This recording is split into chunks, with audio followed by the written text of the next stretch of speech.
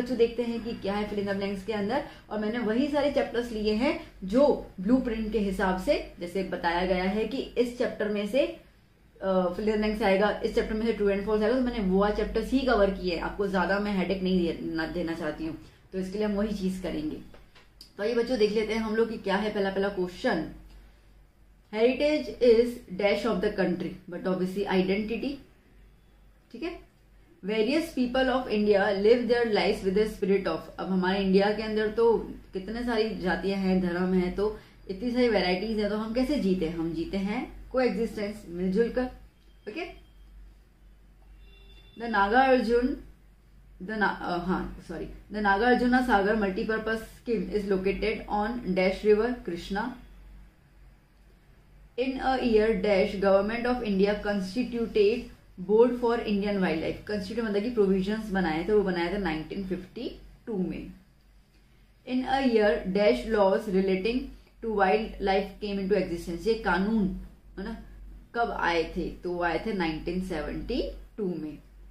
मुंबई या बॉम्बे एक ही बात रहेगी, ठीक है। Mumbai natural history society established in 1883 AD to preserve our precious heritage provisions made in. ठीक है। तो हेरिटेज को प्रिजर्व करने के लिए जो प्रोविजंस बनाए गए थे, किसमें बनाए गए थे? कॉन्स्टिट्यूशन में।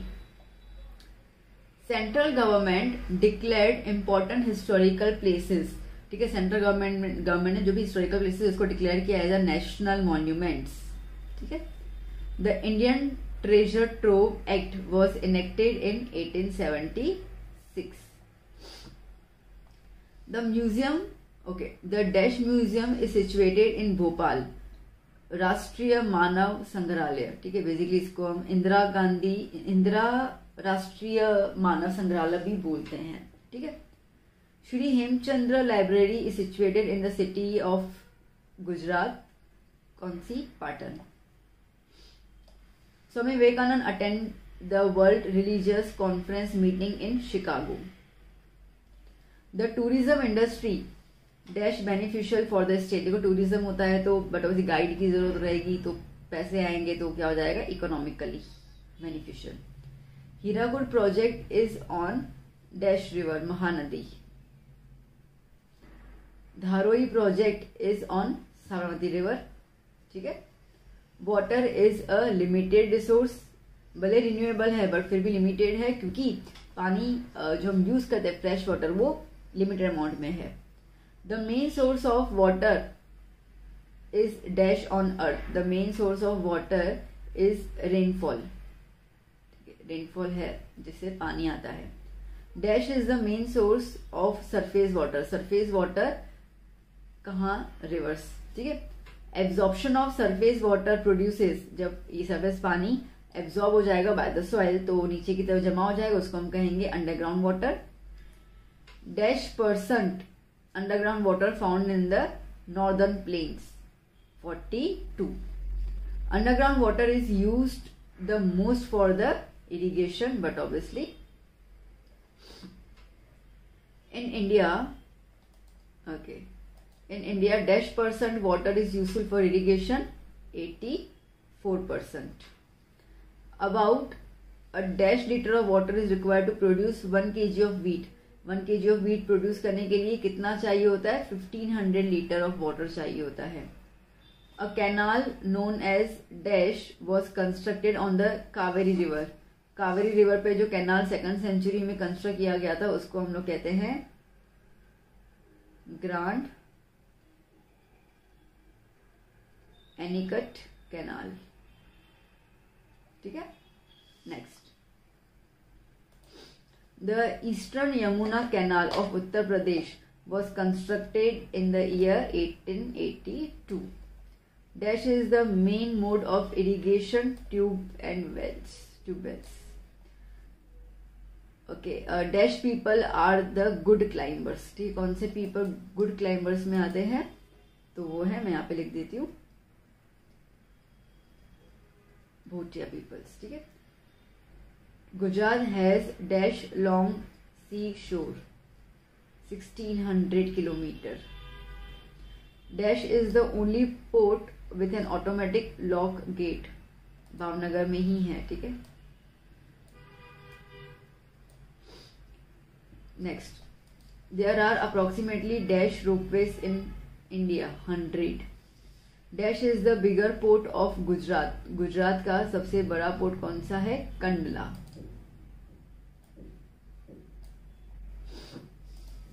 The length of the national waterway 1 in India is 1620 kilometre, ठीक है बेटा। अच्छा, अब ना देखो, ये तो 1 वाटरवे पूछा है, ऐसे तो 2, 3 भी है। तो आपके पास जो चैप्टर है ना ट्रांसपोर्टेशन वाला, उसमें मैप के नीचे दिया हुआ है ऊपर नीचे की तरफ, तो वो जरूर लर्न कर लेना, उसमें कोई क्वेश्चन है तो आप उसको आंसर कर सकते हैं। India has dash kilometre coastline, तो वो है 7516 किलोमीटर। ओके, मैं इसको अच्छे से लिख दूं।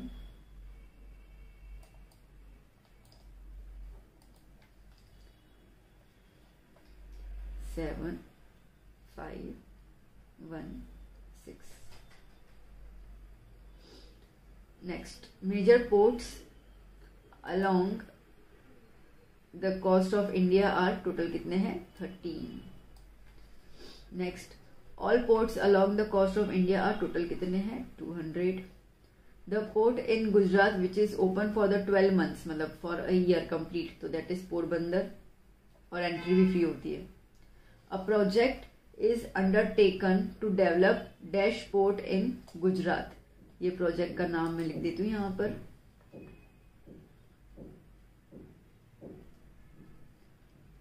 पोशित्रा पोर्ट, ठीक है। Next, India has dash international airports, so India has dash international airports, 15। Next, there are dash roadways, dash railways, dash waterways and dash airways in Indian transport system. There are 83 roadways, 9 railways है, 2 waterways है और 6 airways है, ठीक है। Next, dash provides helicopter service to ONGC and government. कौन provide करता है, Pawan Hans limited, ठीक है, डन। सो बेटा यहां पे हम लोगों ने फिनिश कर लिए fill in the blank. So the question is, the word vastu is used for architecture in the Sanskrit language, सीधी सी बात है, true, okay. Lothal is situated in Rajasthan, false, कहां पे सिचुएटेड है, बट ऑब्वियसली गुजरात में, कहां पे सिचुएटेड है, Gujarat, okay. Then the temple of Brihadeshwar is 200 feet high, ये जो है वो गलत है, क्यों, क्योंकि हमने 200 तो किया है रीड, बट वो फीट नहीं है, मीटर्स है, ठीक है। तो ये क्या है, इसका सही आंसर क्या होगा, 200 मीटर हाई है, नॉट द फीट, ओके। चलो तो इसको ऊपर कर लेती हूँ मैं। Modhera temple, Modhera sun temple is designed in the Iranian style, but obviously it's true. Khambhalida cave, Tal Dhwajagiri, famous for the pilgrimage site, yes, क्योंकि ये ना बुद्धिस्ट मॉन्क जो हैं वो वहां पे गए थे, इसकी वजह से ये पिलग्रिमेज साइट भी कहलाती है। Junagadh caves appear to the first half of the first century, yes, actually first and second century दोनों के लिए बोला जाता है ये। The pillar of Sarnath is the best example of Indian architect, false. The pillar of Sarnath is the best example of Indian sculpture, ठीक है, Indian sculpture, not the architect, okay. Next, the stupa of Sanchi is a precious specimen of sculpture, again it's false, यहाँ पे आएगा architect, architecture, ठीक है। तो जो मैं आंसर लिख रही हूँ that is the correct one. Now next, the temples of South India are a prominent feature of the Chalukya era, false, ये चालुक्य एरा का नहीं है, तो किसका है, ये है पालव, ओके। मैं यहाँ पे लिख देती हूँ इसका, ठीक है, कहाँ का है, पालव, पालवा एज, तो यहाँ पे चौलक्या जो है वो गलत है। ओके, थोड़ा इसको ऊपर ले लेते हैं हम लोग। Now next, a distinctive feature of Harappan urban planning is the underground drainage system, but obviously true. अच्छा, यहाँ पे इतना स्पेस नहीं है तो मैं इस तरफ लिखती जा रही हूँ, ठीक है बेटा, तो yes it's true. Granaries and forts are the remarkable in Harappan town, true. There are 3 main divisions of town in the town planning of ancient India. True. वो आपको पता है ना, citadel, fort, lower, upper and the topmost ground, topmost floor. 13th, Sachi is the place of preaching of Lord Buddha. True. The Pallava age is called the golden period of art. True. याद करना। अब कई बार बच्चों को लगेगा कि Gupta period के लिए हमने गोल्डन एज किया हुआ है, that's true, but Gupta period में गोल्डन एज जो है वो ड्रामास, आर्किटेक्चर, ड्रामास, लिटरेचर के लिए है ना। यहाँ पे वो बात कर आर्ट में जो रहेगा वो पालावा एज रहेगा। Narasimha temple of Eran is located in Madhya Pradesh, yes it's true. The chariot temples of Mahabalipuram are world famous, yes true. तो ऊपर ले लूं इसको मैं। Okay. The Sun Temple of Konark is located in Odisha. True. Khujaraho was the capital city of the Chandel Rajputs of Bundelkhand in the Middle Ages. Yes, it's true. Panchsara Jain Temple is situated in Palitana. It's false. Palitana में नहीं है, पाटन में है। Okay? जिसमें शंकराचार्य लिखा होगा आपकी text book के अंदर।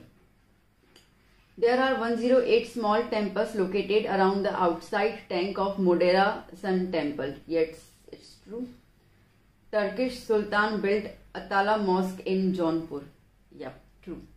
ठीक है? Next. Maharishi Panini was a great grammarian of Sanskrit language. Yes, true. Kautilya's Arthashastra is a book of the administrative science. Yes. ठीक है, administrative के अंदर basically political science आ जाता है। Nagarjuna was the Buddhist Acharya of Nalanda University. Yes. Okay, क्योंकि Nalanda university में Buddhist religion बहुत follow किया जाता था। Vallabhi was a capital city and an international port. Yes, true. The oldest book of India is Ramayana. False. Okay, कौन सी book है ये? Basically है चंद्रयान। चंद्रयान जो लिखी थी, किसने लिखी थी? मुल्ला दाऊद ने। ठीक है, ये वाली जो बुक है ये सबसे पुरानी बुक है। Next, early Buddhist literature was written in Sanskrit language, in Sanskrit. False. कौन सी में लिखी गई थी? Pali. Kalidas was a great grammarian of Sanskrit language. False. अब सामने सामने है, हमने यहाँ पे अभी अभी जस्ट देखा, ठीक है, कि पनिनी जो है, महर्षि पनिनी, कि he was a great grammarian. अब यहाँ पे ये कह रहे हैं कालिदास, तो साफ साफ है कि फॉल्स है। ठीक है, next, Sanskrit language was primarily the language of religion, philosophy, knowledge, science. Yes, true. अच्छा, अब एक उसके साथ दिया हुआ है वेदास मीन्स नॉलेज, तो दोनों जो है वो सही है, बट एक्चुअली ये दोनों अलग अलग स्टेटमेंट होने चाहिए, तो दोनों में क्या आंसर जो है वो ट्रू ही है। ठीक है, next, the oldest book of Indian literature is Ramayana. False. कौन सी है? Rigveda. In order to understand the meaning of the mantras of the Vedas, the commentaries on them in verse form in the Brahmin text. ठीक है, ब्राह्मण text में इसको लिखा गया है, जिसको हम ब्राह्मणिकल टेक्स्ट भी कहते हैं। आपके टेक्स्ट बुक के अंदर ऐसा कुछ वर्ड दिया हुआ है, तो that is true. The Gupta era is called the golden age of development of Sanskrit poetry and drama. जैसे मैंने कहा ना कि वो ड्रामा और पोएट्री के लिए है, तो yes it's true. Okay, Padmavat is an early book of Indian literature. False. Sorry, Hindi literature. False. ठीक है, पद्मावत नहीं है, पृथ्वीराज रसो। ठीक है, ये जो है ये हिंदी लिटरेचर की है। अगर मैं पद्मावत की बात करूं ना बेटा, तो पद्मावत जो है वो अवधी लैंग्वेज में लिखी गई थी। कौन सी लैंग्वेज में? अवधी लैंग्वेज में। ठीक है, तो देखो मैंने दोनों का बता दिया। Padmavat is an early book of Awadhi language, true हो जाएगा। Okay, Prithviraj Raso is an early book of Hindi literature, true हो जाएगा। ओके, तो मैंने दोनों के लिए ट्रू क्या है वो मैंने बता दिया। लिटरेचर के लिए मैंने बता दिया, लिटरेचर के पर्सपेक्टिव में भी, और बुक के पर्सपेक्टिव में मैंने आपको दोनों सही चीजें बता दी। Now Prithviraj Raso is considered to be the oldest verse of the Awadhi language. देखो मैंने अभी आपको बताया कि वो हिंदी लिटरेचर के लिए है, तो सीधी सी बात है false. Shankaracharya commentary major in South Indian Sanskrit language, true. Amir Khusro created Hindi as his mother tongue, Amir Khusro considered Hindi as his mother tongue. ठीक है, बेसिकली अमीर खुसरो दो लैंग्वेजेस को काफी मानते थे, पर्शियन एंड हिंदी, और वो हिंदी वाली, ठीक है, हिंदी बोलने वाले को वो ज्यादा इंपॉर्टेंस देते थे, मतलब उनके लिए वो भी काफी ज्यादा इंपॉर्टेंट था, तो इसके लिए उन्होंने उसको मदर टंग की तरह कंसीडर किया था। Bhojpuri and Awadhi are the main dialects of the Hindi language. ठीक है, यस इट्स ट्रू। अगर मैं स्पेशली बात करूं तो ये बात है कबीर के टाइम पे, कबीर के जो दोहे आते थे ना वो इस तरीके से आते, तो ये कबीर के एरा में ये काफी चलती थी अवधी और भोजपुरी लैंग्वेज। नालंदा है 7 large halls and 300 rooms for lectures. Yes, true. Under the patronage of Emperor Ashoka, Sarnath Math of Varanasi became the famous center of learning. Okay, yes, it's true. Next. Total population of India in 2011 was 121 crore. Yes. India's population grows at an average rate of 1.9%. Yes, true. Approximately 571 consumer district forums are functioning in the country. Yes, true. Public distribution system keeps inflation in check. ठीक है, inflation मतलब कि price rise जो है उसको check करते हैं, तो yes, true. Amartya Sen is said to be the father of the consumer movement. False. ठीक है, कौन है? राफ नाडर। और वो भी उन्होंने कहाँ शुरू किया था? उन्होंने शुरू किया था ये चीज अमेरिका में, अमेरिका से उनका ये मूवमेंट स्टार्ट हुआ था। ठीक है, now next. Okay, 24 December is being celebrated as the world consumer rights day. Wait, हाँ, 24 December is celebrated as the world consumers right day. False. ठीक है, फॉल्स। कब करते हैं हम लोग? 15 मार्च को। ठीक है, इसका answer March 15 is being celebrated as a national consumer right day. False. अब ये 24 दिसंबर, ठीक है, दोनों ऊपर नीचे उल्टे दे दिए, तो ये क्या हो जाएगा? 24 दिसंबर। इसका आंसर भी false. In relation to goods, consumer means one who is protected by the law. Yes, true.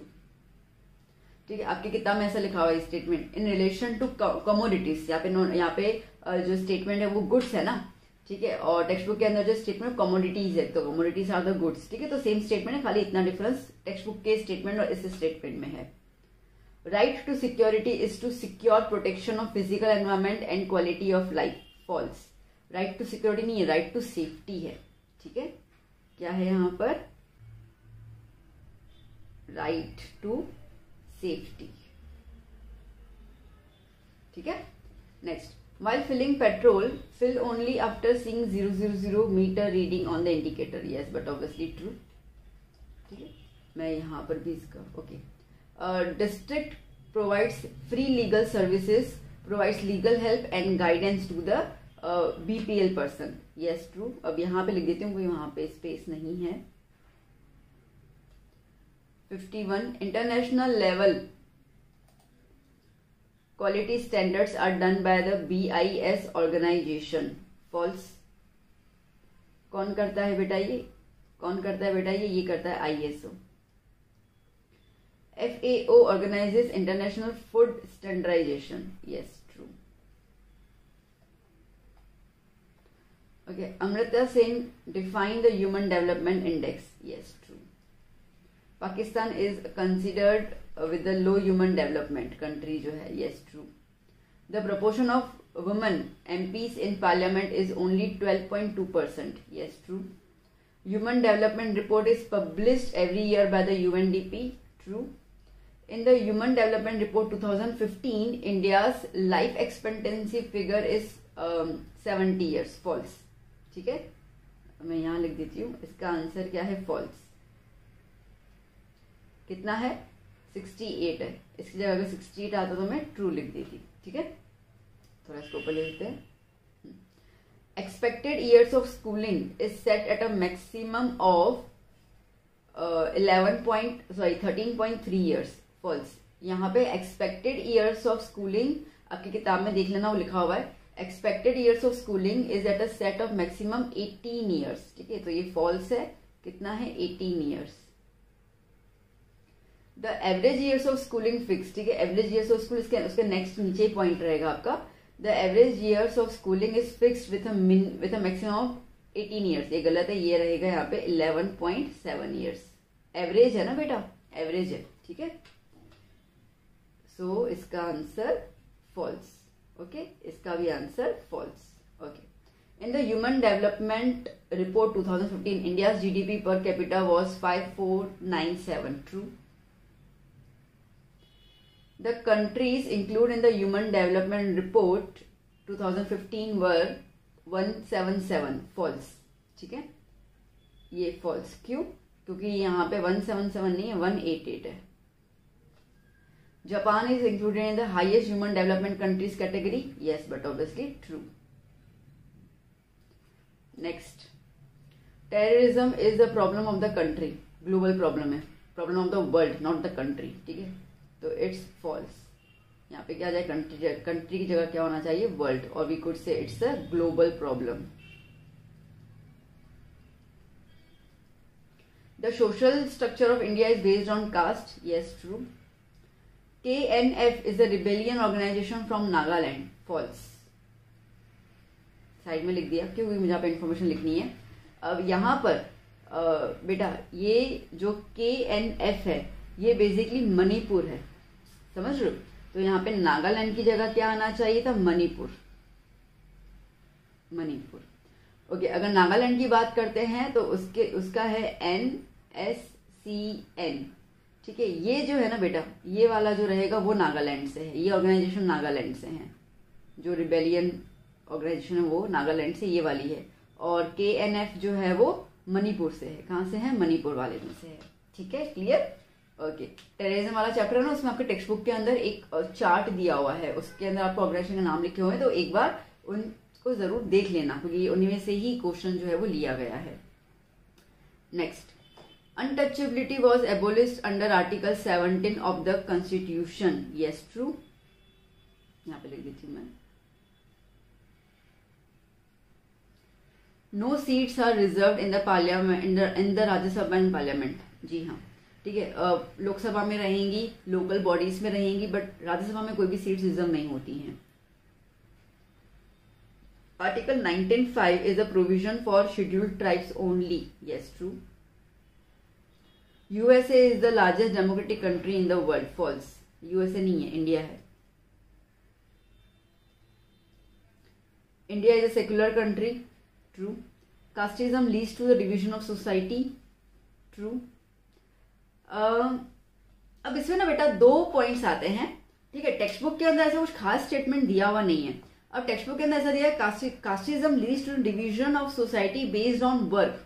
Okay, तो वर्क डिवीजन में वो अर्लियर अगर हम बात करते हैं ना, तो अर्लियर में ये था कि वर्क डिवीजन के बेसिस पर, ठीक है, ब्राह्मण, वैश्य, क्षत्रिय और शूद्र, ठीक है, तो ये 4 डिवीजन में डिवाइड होता था बेस्ड ऑन द वर्क। तो इसके लिए इस स्टेटमेंट में थोड़ा सा मुझे ऐसा था कि कुछ और होना चाहिए था। तो casteism leads to the division of society, अगर ऐसा लिखते ना बेटा बेस्ड ऑन वर्क, तो मैं इसका आंसर लिखती ट्रू। ठीक है, और casteism leads to division of society, society को वो डिवाइड करता है। अब नॉर्मली भी अगर हम देखें तो डिवाइड तो करता ही सोसाइटी को, ठीक है, in the like below poverty line या lower class, upper class people. तो आंसर दोनों में ट्रू आएगा, no doubt, but textbook के हिसाब से उन्होंने बेस्ड ऑन वर्क डिवीजन लिखा हुआ है, तो इसके लिए मैं यहाँ पे इस चीज को ऐड कर लेती हूँ। ठीक है बेटा। Next, political parties based on communal ideology should be recognised. कहाँ से? तो वो कह रहा है कि political parties based on communal ideology, मतलब कि जातिवाद तो होना ही नहीं चाहिए ना, तो ये क्या होना चाहिए, फॉल्स। यहाँ पे अगर नॉट आता ना, नॉट, तो ट्रू हो जाता है, ठीक है। The right to freedom of religious gives freedom to practise any religion, ठीक है, तो बट ऑब्वियसली ये क्या हो जाएगा, true. Caste include in article 342 of the constitution call the scheduled caste, false, ठीक है। यहां पर बेटा ध्यान देना, 341 जो है वो आर्टिकल जाएगा शेड्यूल्ड कास्ट के लिए। जो 342 आर्टिकल है, 342 वो जाता है एसटी के लिए, मतलब कि शेड्यूल्ड ट्राइब्स के लिए, और 341 आता है शेड्यूल्ड कास्ट के लिए, ठीक है। तो यहाँ पे इन्होंने 342 दिया है, तो 342 ट्राइब के लिए जाएगा, not for the caste. Difference clear हुआ, ठीक है। खाली प्लीज आप ना वो उसको दबा दबा के सिर्फ आंसर लर्न करना ये मत करना, क्योंकि जो मैं बोल रही हूँ इसमें बहुत सारी चीजें इंपॉर्टेंट बोली जाती है जो हम इसको लिख नहीं पाते हैं। तो प्लीज वीडियो सुन सुन के एक बार तो आप जरूर सुनिएगा वीडियो, ताकि आपको पता चले कहाँ पे चीजें क्या होनी चाहिए, फिर तो आप बोले स्क्रीनशॉट लेकर लर्न कर सकते हैं, नो डाउट।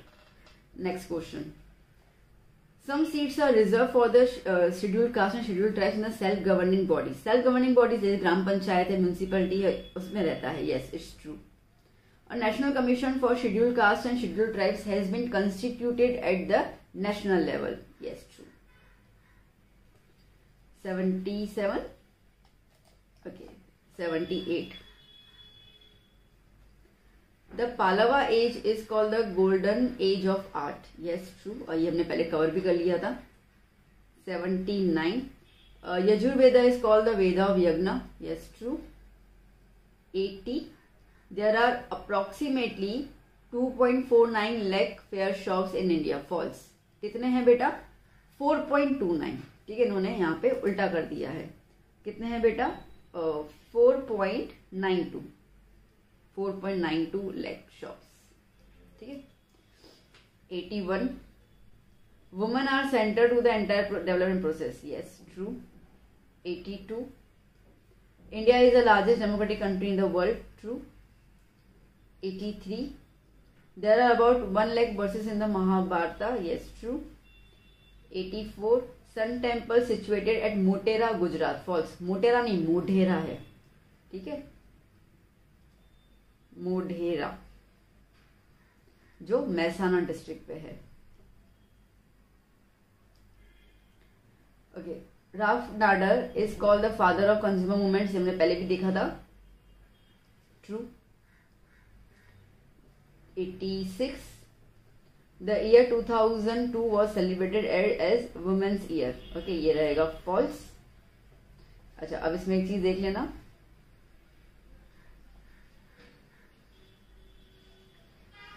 2002 जो है बेटा वो बेसिकली वुमेन एम्पावरमेंट ईयर आता है, ठीक है, और 1975 जो है बेटा वो आएगा वुमेन्स ईयर, ठीक है। तो ये मैंने आपको दोनों बता दिए। देन हम बात करते हैं 87. Religion is a fact of faith and belief, yes true, आपके एग्जैक्टली स्टेटमेंट यहाँ पर टेक्स्ट बुक के अंदर। सो बच्चों फर्स्ट है जामनगर, ओके, तो जामनगर जो है वो किसके लिए फेमस है, बांदिनी के लिए फेमस है, तो फर्स्ट का डी। फिर सेकंड लखनऊ, लखनऊ किसके लिए फेमस है बेटा, इनेमल वर्क के लिए, दैट इज सेकंड का सी। और थर्ड सूरत किसके लिए फेमस है बेटा, जरी वर्क के लिए, ओके क्लियर। चलिए नेक्स्ट, ये आपके आंसर्स यहाँ पे मैं लिखती हुई जाऊंगी तो आपको इजी रहेगा, ओके। फिर हम बात करते हैं नेक्स्ट। अब जैसे कि इसके अंदर है आपके पास टॉयज। अब टॉयज जो है वो कहाँ से ज़्यादा फेमस है, तो दैट इज ईडर। ईडर में खिलौने जो है वो काफ़ी अच्छे बनते हैं क्ले के और उन सब के, तो उसके लिए काफ़ी फेमस था, तो इसके लिए सी।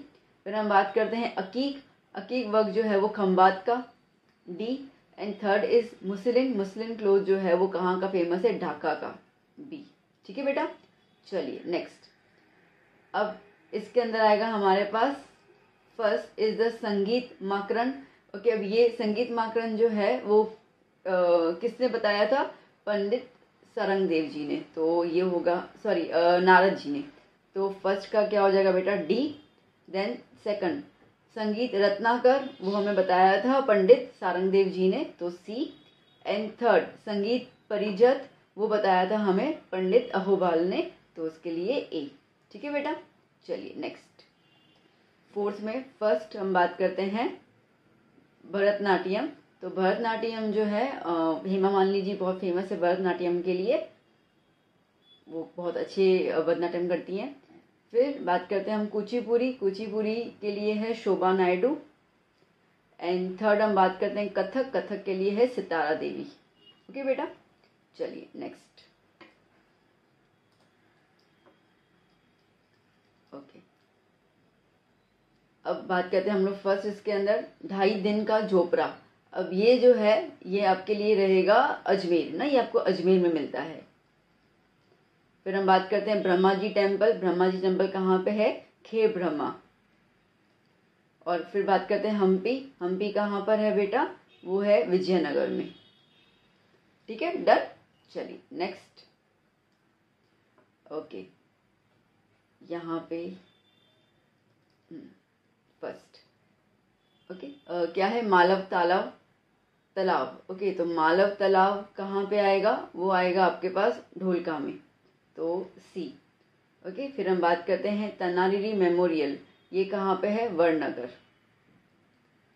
ये ताना और रीरी जो दोनों बहनें थी ना, तो जिसके लिए सेलिब्रेशन भी होता है, तो उनका मेमोरियल जो है वो बटोबसी वड़नगर में, उनकी सेलिब्रेशन भी वहीं पे होता है। थर्ड हम बात करते हैं डोम। डोम कहाँ पर है? बीजापुर में। ओके, चलिए नेक्स्ट। फर्स्ट ओके, फर्स्ट क्या है? कीर्ति तोरण। कहाँ पे है? वड़नगर।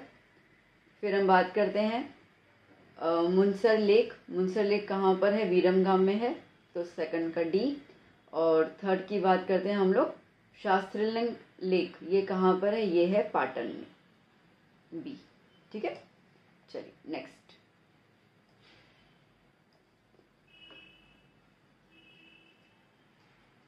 ना फर्स्ट ब्रह्मा जी मंदिर, वो हमने अभी भी देखा था, खेर ब्रह्मा, तो ये बी है, यहाँ पे ऑप्शन आ जाएगा। नेक्स्ट हटकेश्वर मंदिर, ये है वड़नगर में, सी। एंड थर्ड जगन्नाथ मंदिर, वो है अहमदाबाद में, ए। डन। चलिए next.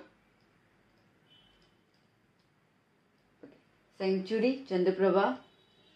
National park Corbett, Jim Corbett, okay, D.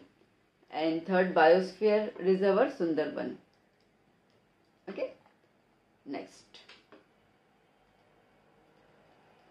First project tiger कब हुआ था? ये हुआ था 1971। Okay, C.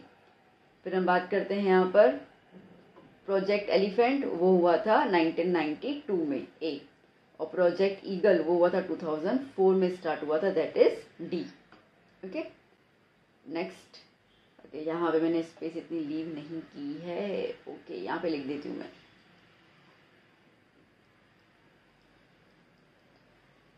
Establishment of WHO, तो वो है 1995, ए। ओके, फिर हम बात करते हैं वर्ल्ड एनवायरनमेंट डे, वो 5 जून, सेम। अर्थ कॉन्फ्रेंस डे, वो है डी, 1972 में स्टार्ट हुआ था पहला अर्थ कॉन्फ्रेंस। ठीक है, चलिए नेक्स्ट। ओके, अब हम बात करते हैं यहाँ पर, ओके, इसके भी आंसर यहीं लिख देती हूँ मैं। फर्स्ट सूरत। सूरत जो है वो जरी वर्क के लिए, हमने पहला वही देखा था। सेकंड वीरमगाम। वीरमगाम जो है वो मुनसर लेक, ओके, वो भी हमारा हो चुका है पहले ही। फिर हम बात करते हैं एलिफेंट प्रोजेक्ट, जस्ट नाउ हमने देखा, that is 1992, D. Okay, then fourth है विंड फार्म। विंड फार्म जो है वो मांडवी में है, गुजरात का सबसे बड़ा विंड फार्म मांडवी में है।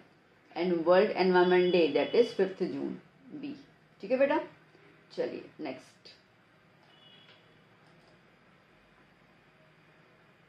आंसर्स। फर्स्ट कालिदास। कालिदास जी ने कौन सी किताब लिखी थी? मेघदूत, तो डी। सेकंड कीर्ति तोरण, वो अभी अभी हम लोगों ने देखा, कहाँ पे है? Vadnagar, C. Third red panda, Nepal, B. Then fourth geothermal heat, ये आपको मिलेगा A, Tulsi Shyam. Okay, and fifth world trade organization कहाँ पे हुआ था? जिनीवा में हुआ था, दैट इज ई। ओके, चलिए नेक्स्ट। ओके, यहाँ पर भावनाथ फेयर। भावनाथ फेयर कहाँ पे हुआ था? वो है कहाँ पे होता है? जूनागढ़ में। ओके, फिर पाडर डांस ये होता है सुरेंद्र नगर का फोक डांस है ये। ओके, फिर हम बात करते हैं मालव लेक, ये कहाँ पे है? ढोलका। डन, चलिए शाबाश। अब बात करते हैं फिर से हम लोग वड़नगर। वड़नगर जो है वो किसके लिए फेमस है? कीर्ति तोरण। ओके, देन हम बात करते हैं यहाँ पे रंगपुर। रंगपुर जो है वो सुरेंद्र नगर, सेम। सामवेदा। सामवेदा क्या होता है? वो वेदा जो म्यूजिक के रिलेटेड होता है, तो बिल्कुल सामने सामने ही आ रही है ये तो। कुचिपुड़ी आंध्र प्रदेश का डांस है। Solitary resources, okay, cryolite. And रिगर को हम लोग ब्लैक सॉइल भी कहते हैं, या ब्लैक सॉइल को हम रिगर कहते हैं। तो इसमें मैच द फॉलोइंग तो ऐसा है कि बिल्कुल सामने सामने ही, कहीं पे भी क्रॉस में जा ही नहीं रहा। Okay, no problem. चलिए देखते हैं नेक्स्ट। ओके, सिटाडेल, यहाँ पे आंसर्स लिख दूँ मैं, स्पेस है। ओके, तो सिटाडेल इसका मतलब कि assembly of the ruling officers, तो ये आएगा ई। फिर हम बात करते हैं श्रीनाथगढ़। ओके, श्रीनाथगढ़ जो है वो गोंडल में है, D. Punjab wheat bowl, A. Cotton is a kharif crop, B. And WTO centre, but obviously Geneva, okay, C. Next,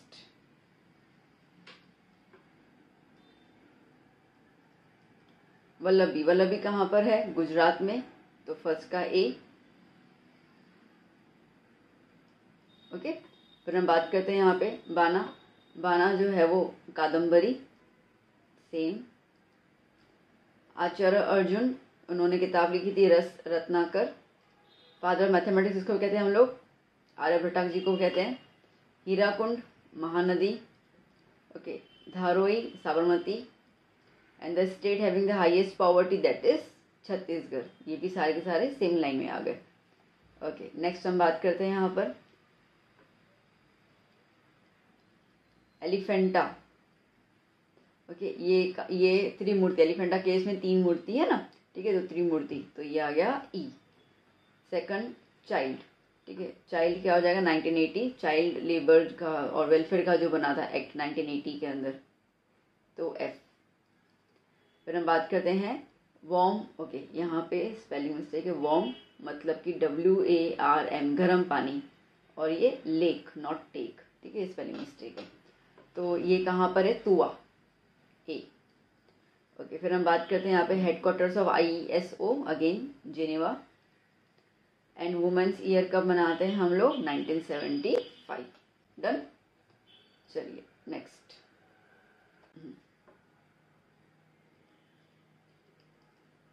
first Shri Hemchandra library, ये कहाँ पर है? पाटन में है। देन इंडियन म्यूजियम, ये है कोलकाता में, जी। देन छत्रपति शिवाजी महाराज म्यूजियम, छत्रपति मतलब कि मुंबई, ठीक है, बी। देन फोर्थ राष्ट्रीय मानव संग्रहालय, ये है आप भोपाल में, डी। फिर आए ये जो फिफ्थ है ना बेटा, इसमें ये प्रिंटिंग मिस्टेक है, ये नहीं आएगा।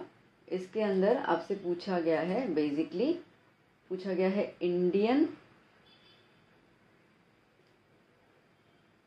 ट्रेजर ट्रोव एक्ट, ठीक है, ये पूछा गया है, और ये है 1876, ठीक है बेटा। तो क्या है इसके अंदर? 1876 मतलब कि एच, ओके।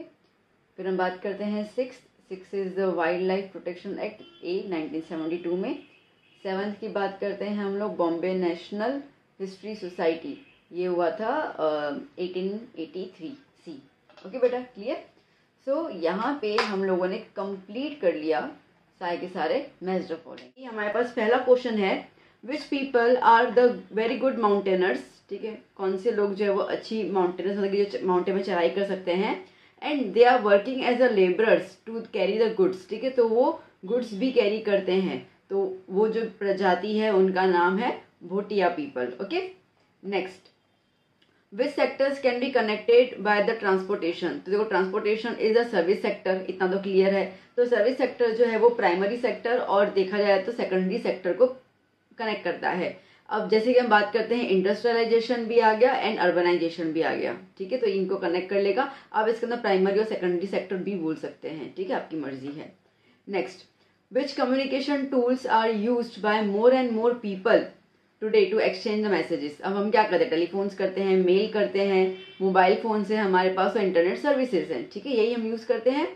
चलिए next question, what factors affect the mode of transportation. Mode of transportation में कौन सा फैक्टर अफेक्ट करता है कि लोकेशन कैसी है। अगर पहाड़ की लोकेशन होगी तो वहाँ पे गाड़ी नहीं चलेगी, सीधी सी बात है, ठीक है। तो लोकेशन कैसी है, क्लाइमेट वहाँ का कैसा है, रिलीफ मतलब कि फीचर्स कैसे हैं, वहाँ के प्लेन है, नदियाँ हैं जो हैं, और वहाँ की पॉपुलेशन कितनी है और कैसी है, ठीक है। तो इन फैक्टर्स पे ट्रांसपोर्टेशन का कौन सा मीडियम यूज होगा वो डिसाइड होता है। Which vehicle started to be used in transport activity more than cattle nowadays. अब कैटल से ज्यादा हम क्या यूज करते हैं, ऑटो व्हीकल्स, ठीक है, वो ज्यादा यूज होते हैं अभी। Next, how has there been a constructive change in the telecommunication. Telecommunication service में चेंज कैसे आया है, तो ये चेंज आया था जब इंडिया ने इंडियन सैटेलाइट्स जो है वो लॉन्च किए थे स्पेस के अंदर, उसके बाद कम्युनिकेशन सेक्टर में काफी बदलाव आया। Which 4 cities are plan to connect under the golden quadrilateral scheme, ठीक है, गोल्डन क्वाड्रिलेटरल स्कीम के अंदर कौन सिटीज आती हैं, 4 आती हैं, दिल्ली, मुंबई, कोलकाता और चेन्नई। ओके नेक्स्ट, 1853 में, okay, in 1853 which stations was the first railway started in India। तो between मुंबई टू थाने, ठीक है, ये पहला रेलवे स्टेशन स्टार्ट हुआ था under the British rule. Which cultural factors influence the mode of transportation. तो एक आएगा टेक्निकल डेवलपमेंट कैसा है, इकोनॉमिकल डेवलपमेंट कैसा है, उस एरिया का मार्केट और कैपिटल इन्वेस्टमेंट कैसा है। इन फैक्टर्स के ऊपर भी मोड ऑफ ट्रांसपोर्टेशन जो है वो डिसाइड किया जाता है। और एल्स वी कुड से कि इन फैक्टर्स के बेसिस पर इन्फ्लुएंस मिलता है कि ट्रांसपोर्टेशन कितना तेज होना चाहिए, क्या होना चाहिए, कैसे अपन कर सकते हैं, ठीक है। Next, what is the special feature of national highway number 8। तो स्पेशल फीचर ये है कि वो गुजरात और मुंबई को कनेक्ट करता है। Next, which national number of highways pass through Gujarat. Gujarat में से कौन से नेशनल नंबर हाईवेज पास होते हैं, 27, 41, 47, 141 और 147। Which states have the highest number of national highways in terms of population. तो 4 स्टेट्स हैं, चंडीगढ़, पुडुचेरी, दिल्ली और गोवा, ठीक है बेटा। Next, what are the functions of border road organisation, BRO। So ये जो कंस्ट्रक्शन है, बेसिकली ये जो ऑर्गेनाइजेशन है वो रोड बनाती है इन द बॉर्डर एरिया, जहाँ पे पूरा अपना जो बेसिकली इंडिया का बॉर्डर देखते हो कंप्लीट, ठीक है, आउटलाइन, वहाँ पे वो बॉर्डर एरिया बनाती है for the defence of the country as well as for the protection of the country. अच्छा, अगर क्वेश्चन आता है कि BRO ओके कब स्टेब्लिश हुआ था, तो वो स्टेब्लिश हुआ था 1960 में, ठीक है। Next question, how was Konkan railway provided an example of engineering progress. Konkan railway ने क्या ऐसा किया कि लग रहा है कि हाँ भाई इंजीनियरिंग प्रोग्रेस कर रहा है, और इंजीनियरिंग का क्या उसके ऊपर एक्सपेक्ट था। तो माउंटेन एरियाज को खोद कर टनल बनाना, ठीक है, और टनल के अंदर ट्रेन को पास करना, that was the engineering development. तो by laying down the railway tracks through the tunnels in the mountainous regions, ठीक है, जहाँ पे नामुमकिन वाली बात थी। Metro rail is found in which major cities, ठीक है, कहाँ कहाँ मेट्रो रेल पाई जाती है, कोलकाता, दिल्ली और Jaipur. Next, which is the longest railway in India, that is the Vivek express. वो कनेक्ट करती है डिब्रूगढ़ को कन्याकुमारी के साथ।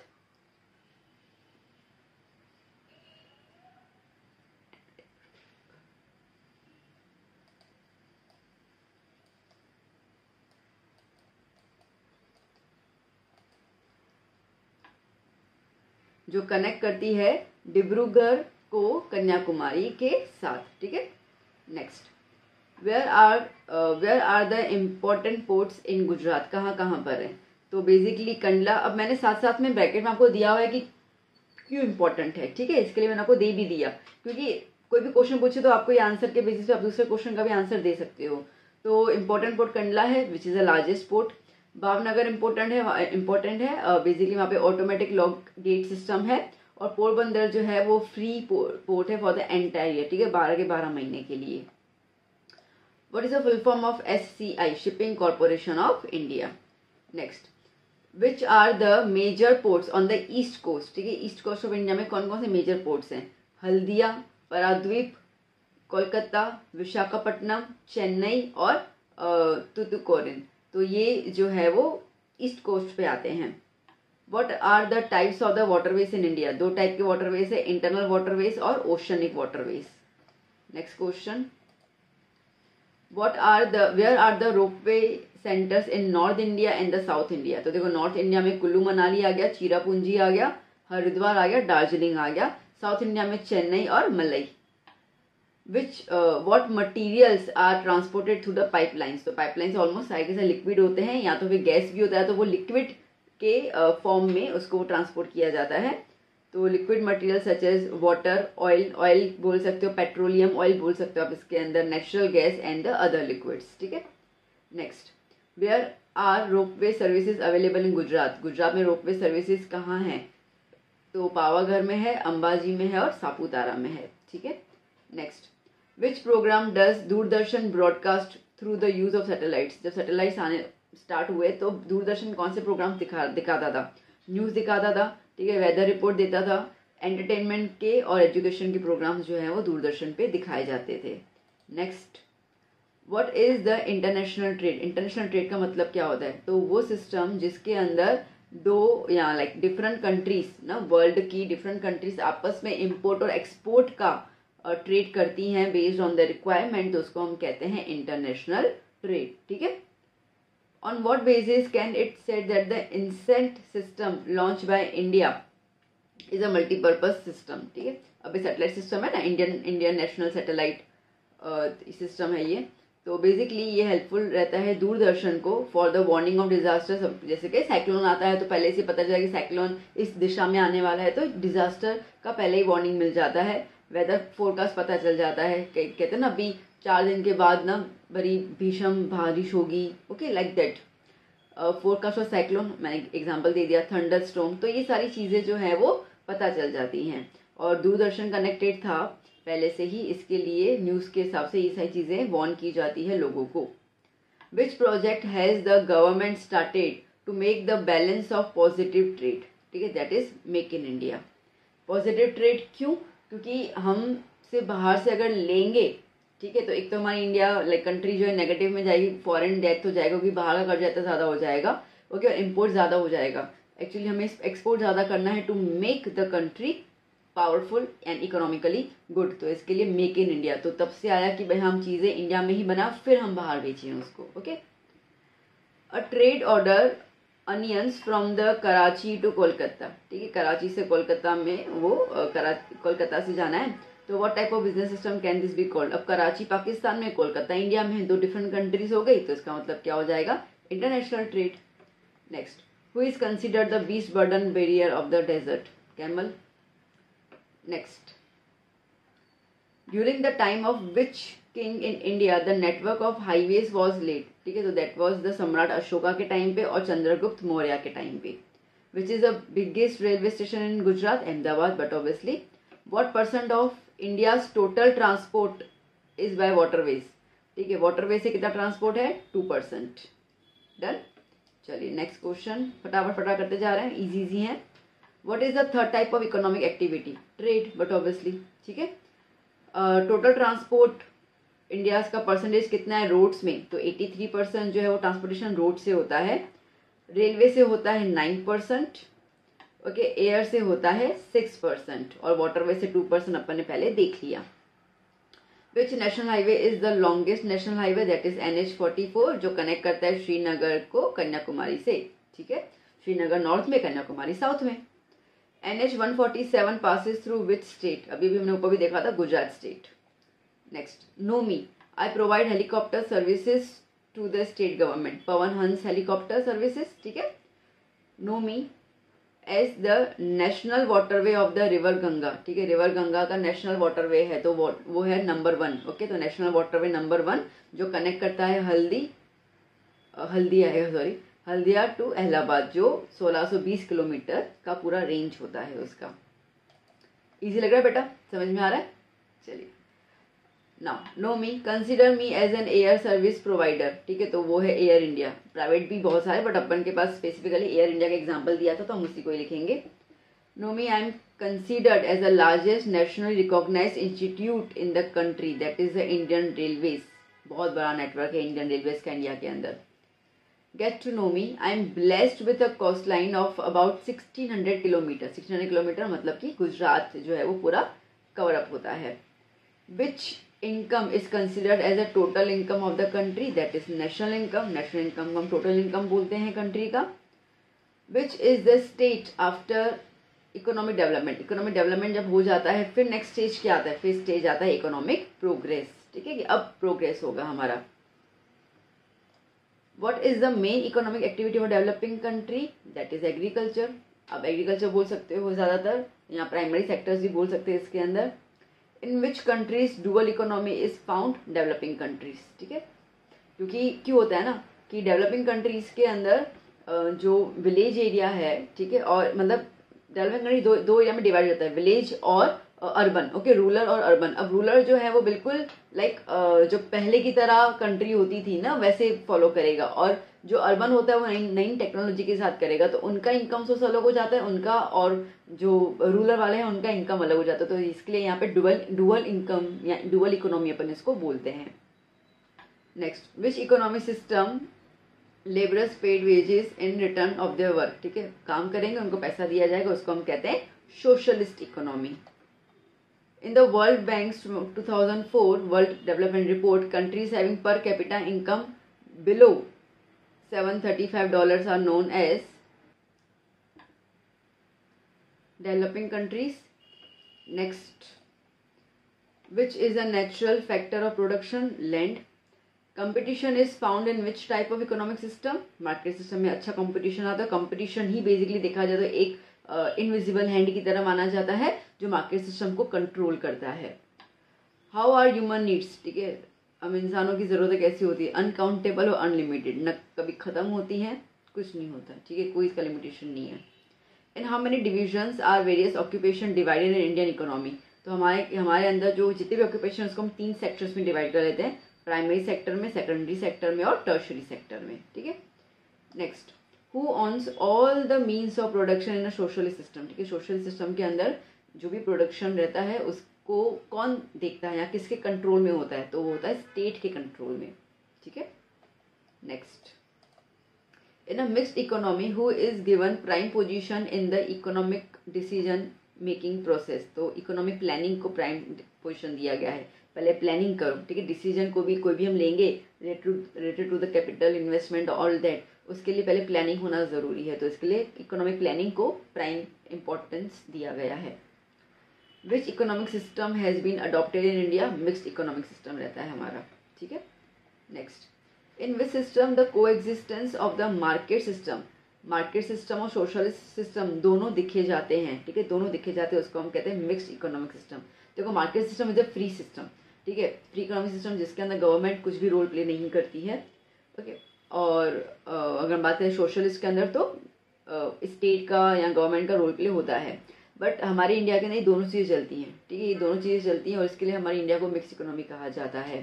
तो इसके लिए हमारे इंडिया में अगर कोई लेबर काम करता है तो उसके लिए उसको पैसा दिया जाता है। ठीक, कई जगह पैसा है जहाँ पर गवर्नमेंट कोई भी इंटरफेरेंस नहीं करती है इंडस्ट्रीज और प्राइवेट सेक्टर्स के अंदर, तो we have the mixed economy. Next, what is the centre of economic activity in the market system. मैंने अभी भी कहा था कि मार्केट सिस्टम के अंदर कुछ नहीं होता है, सिर्फ कंपटीशन होता है। ठीक है, इसके लिए कंपटीशन ही मेन फिनोमेना है इकोनॉमिक एक्टिविटी का। कंपटीशन अच्छा होगा तो क्वालिटी मेंटेन की जाएगी, प्राइस मेंटेन किया जाएगा, कस्टमर्स को सेटिस्फाई किया जाएगा, and that is the centre of economic activity. Okay, next, who coordinates land, labour and capital. ठीक है, इन तीनों को कौन कोऑर्डिनेट करता है और अच्छे से उसका यूटिलाइज करता है, तो वो होता है entrepreneur. Next question, which works done in anticipation of the physical reward are included in labour.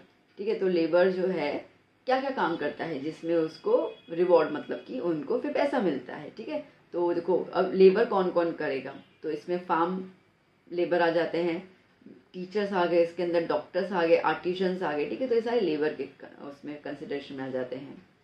Animal husbandry is which sector, primary sector, but obviously agriculture and animal husbandry, cattle rearing, ये सारे के सारे primary sector में आते हैं। Fish culturing, an activity carried out with the intention of earning और spending income. ठीक है, तो उसको हम क्या कहते हैं, इकोनॉमिक एक्टिविटी। ठीक है, पैसा कमाना और खर्च करने को हम लोग इकोनॉमिक एक्टिविटी कहते हैं। What is the total income of country divided by its population, तो उसको हम कहते हैं पर कैपिटा इनकम। पूरी कंट्री का पॉपुलेशन और पूरी कंट्री का इनकम, ठीक है, तो इनकम डिवाइड बाय पॉपुलेशन करेंगे तो उसको हम कहते हैं per capita income. How can tools be said to have the alternative use, ठीक है, हम लोग टूल्स जो भी होते हैं उनको हम अल्टरनेटिव यूज कैसे बोल सकते हैं। तो देखो कोई भी टूल ऑफ प्रोडक्शन, ठीक है, जैसे लैंड हो गया है ना, we have the factors of production ना, ठीक है, तो कोई भी अगर आप टूल ऑफ प्रोडक्शन लेते हो, अगर आप उसको एक से ज़्यादा तरीके से आप उसको यूज़ करते हो, ठीक है, मतलब उसका मल्टीपल यूसेज हो जाएगा, तो हम उसको कहते हैं अल्टरनेटिव यूज। जैसे कि एक लैंड है, लैंड में आपने वीट भी ग्रो किया, फिर उसको वो हो गया तो आपने राइस ग्रो किया, वो हो गया तो कुछ और ग्रो किया, दैट मीन्स कि एक ही लैंड को आप अलग अलग क्रॉप प्रोडक्शन में यूज़ कर रहे हो। बात करते हैं पानी का, ठीक है, तो पानी के लिए हम लोग इरीगेशन में यूज़ कर लेंगे, हार्वेस्टिंग में भी यूज़ करेंगे, ठीक है, पानी से हम लोग इलेक्ट्रिसिटी भी फॉर्म करते हैं, तो मल्टीपल यूज़ हो गया। तो जहाँ पर भी मल्टीपल यूज़ होता है उसको हम कहते हैं अल्टरनेटिव यूज़, ठीक है। Next, market economy is known by the other name that is free economy. Which activities are included in the secondary sector, industries आ जाएंगे, फैक्ट्रीज आ जाएंगे, construction, electricity, gas, water supply, सारे सेकेंडरी सेक्टर्स में आ जाएंगे। What is India's national income GDP in 2015 and 16? तो वो रहेगा 1,35,67,192 crores. Okay? On what basis the economic decisions are taken? But obviously profit. ठीक है, मार्केट सिस्टम में कंपटीशन होता है, कंपटीशन के अंदर जो भी डिसीजन लिया जाएगा वो इस बेस पे लिया जाएगा हमें प्रॉफिट मिले, ठीक है, लॉस में तो कोई बिजनेस करेगा नहीं। Give the formula of per capita income, तो मैंने अभी बताया total income upon total population. Which system emerge due to the failure of capitalist system, capitalist system जब फेल हो गया तो फिर कौन सा सिस्टम जनरेट हुआ था, तो हुआ था सोशलिस्ट सिस्टम, ठीक है। पहला क्वेश्चन है यहाँ पे बेटा जी, which act was enacted in 1876, 1876 में कौन सा एक्ट इनेक्ट हुआ था for preservation of cultural heritage, cultural heritage को प्रिजर्व करने के लिए कौन सा एक्ट हुआ था, तो ये है इंडियन ट्रेजर ट्रोव एक्ट, ठीक है, ये हुआ था 1876 में, जिसमें ये था कि अगर कोई भी सिटीजन को कोई एंटीक चीज वगैरह कुछ मिल जाती है तो वो गवर्नमेंट को सौंपेगा under this act, like that, ठीक है। Next, which is the oldest organisation for conservation of environment and wild life, okay, conservation of environment और वाइल्ड लाइफ के बेसिस पर सबसे पुरानी ऑर्गेनाइजेशन कौन सी है, तो वो है मुंबई नेचुरल, ओके सॉरी, ठीक है, Mumbai natural history committee, okay, किताब में बॉम्बे भी लिखा हुआ है तो Mumbai and Bombay one of the same thing, 1883 में ये आया था। Next, Swami Vivekananda took part in the world religion conference held in Chicago, अब ये तो लर्न हो चुका होगा, बहुत बार आया है ये। Next, which message of Rigveda shows the vastness and richness of Indian culture, ठीक है, ऋग्वेदा का कौन सा ऐसा स्टेटमेंट है, कौन सा मैसेज है जिससे हमें ये पता चलता है कि हमारा इंडियन कल्चर जो कितना ज्यादा वास्ट और रिच है, तो ये है that we receive good and auspicious thoughts from all the directions, ठीक है, हमें हर तरह से अच्छे थॉट्स आने चाहिए, ये हमारा है। तो मतलब कि हम कहीं से भी कोई बुराई सुनना पसंद नहीं करते, समझ रहे हो इसका मतलब क्या है कि किसी भी देश के साथ कुछ खराब हो तो वो भी हमें पसंद नहीं है, तो हमें हर जगह से अच्छी अच्छी खबर मिलनी चाहिए, मतलब कि हम सबका भला चाहते हैं ऐसा करके, ठीक है। Next, which factors are adversely affecting in India's heritage, तो सीधी सी बात है natural and man made factors, ठीक है। Next, which of the following statement is not true, so a nation that ignores heritage has no future, ये बिल्कुल perfect statement है। legacy becomes transparent in determining political direction, false, ऐसा कोई statement है ही नहीं, okay. C, heritage is useful in communicating the culture of a country, ठीक है, कंट्री का कल्चर जो है वो हेरिटेज से ही तो पता चल रहा है कि हमारा कल्चर क्या हुआ करता था। Inheritance directs future generation from the actions of their ancestors, ठीक है, तो हमारे जो पूर्वज हैं उन्होंने क्या काम किए थे वहां से हमको गाइडलाइंस मिलती है और हमारा जो फ्यूचर जनरेशन है या हम उस तरीके से जिंदगी जीने की कोशिश करते हैं। Next, what has caused terrible damage to our heritage, तो एक तो ये है from the attacks of the foreign nations, कि फॉरेन नेशंस जो आए थे, ठीक है, फॉरेन इन्वेडर्स, उन लोगों ने बहुत ज़्यादा तबाही लाइक अटैक किया, नालंदा यूनिवर्सिटी गिरा दी उन लोगों ने, ऐसे बहुत सारे अटैक्स किए हैं। दूसरा, हमारा अवेयरनेस नहीं होने की वजह से, so due to the lack of our vigilance, okay sorry vigilance. तो ये हो गया हमारा ए ऑप्शन, पी और क्यू दोनों आ जाएंगे। Next, which of the following is not benefited to the tourism industry. ठीक है, टूरिज्म इंडस्ट्री को क्या नहीं मिलता है, मतलब क्या बेनिफिट नहीं है इनमें से। Natives become unemployed, okay, the natives become unemployed. अब आप मेरे को बताओ कि अगर टूरिज्म आएगा तो जो नेटिव, जो लोकल पीपल है, उनको तो एम्प्लॉयमेंट मिल जाएगा ना, ओके। तो ये लिखा है द नेटिव्स बिकम अनएम्प्लॉयड, ये तो फॉल्स स्टेटमेंट हो गया।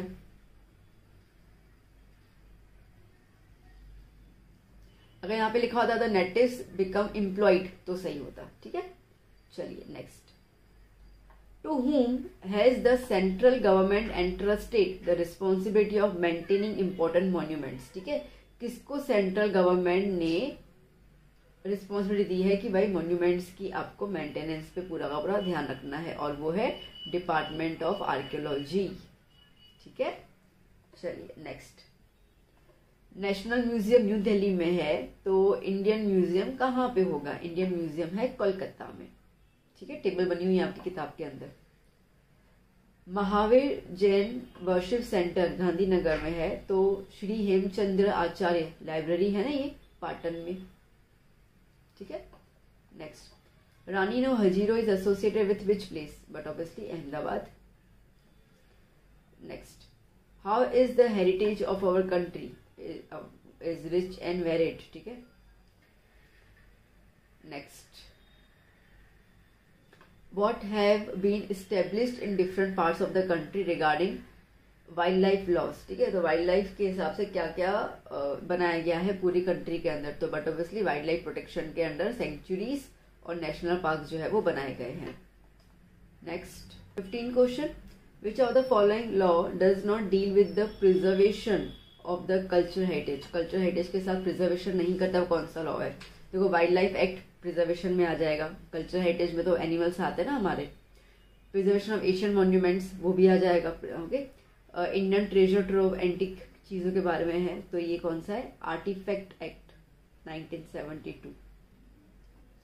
Next, if a mythological object is found during any excavation under which law a person has to inform the officer, ये मैंने आपको भी एक्सप्लेन भी किया, ठीक है। तो वो कौन सा लॉ आता है 1876 में, जो इंडियन ट्रेजर ट्रोव एक्ट है उसके अंदर, ठीक है। अगर किसी भी नागरिक को कोई मैथोलॉजिकल चीज मिलती है तो वो जो डिपार्टमेंट ऑफ आर्कियोलॉजी के जो ऑफिसर होंगे उनको इन्फॉर्म करना है, ठीक है।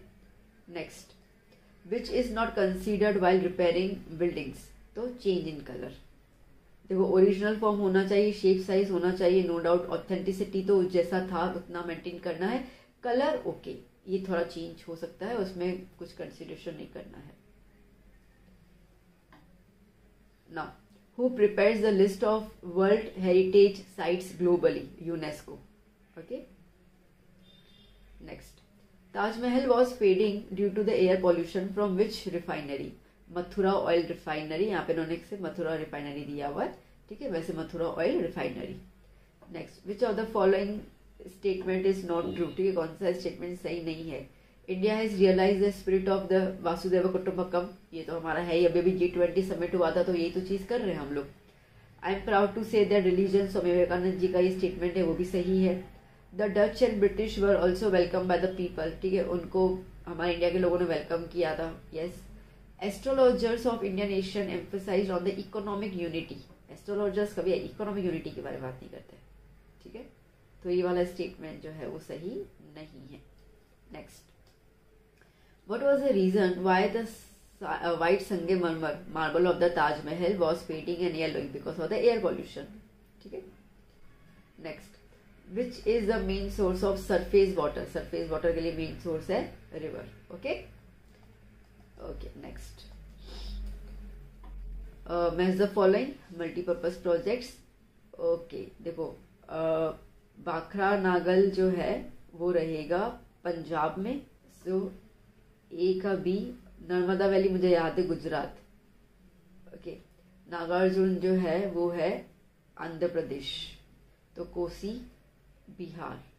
तो ऑप्शन क्या आ रहा है यहाँ पर, बेसिकली ऑप्शन देखें हम लोग तो BADC,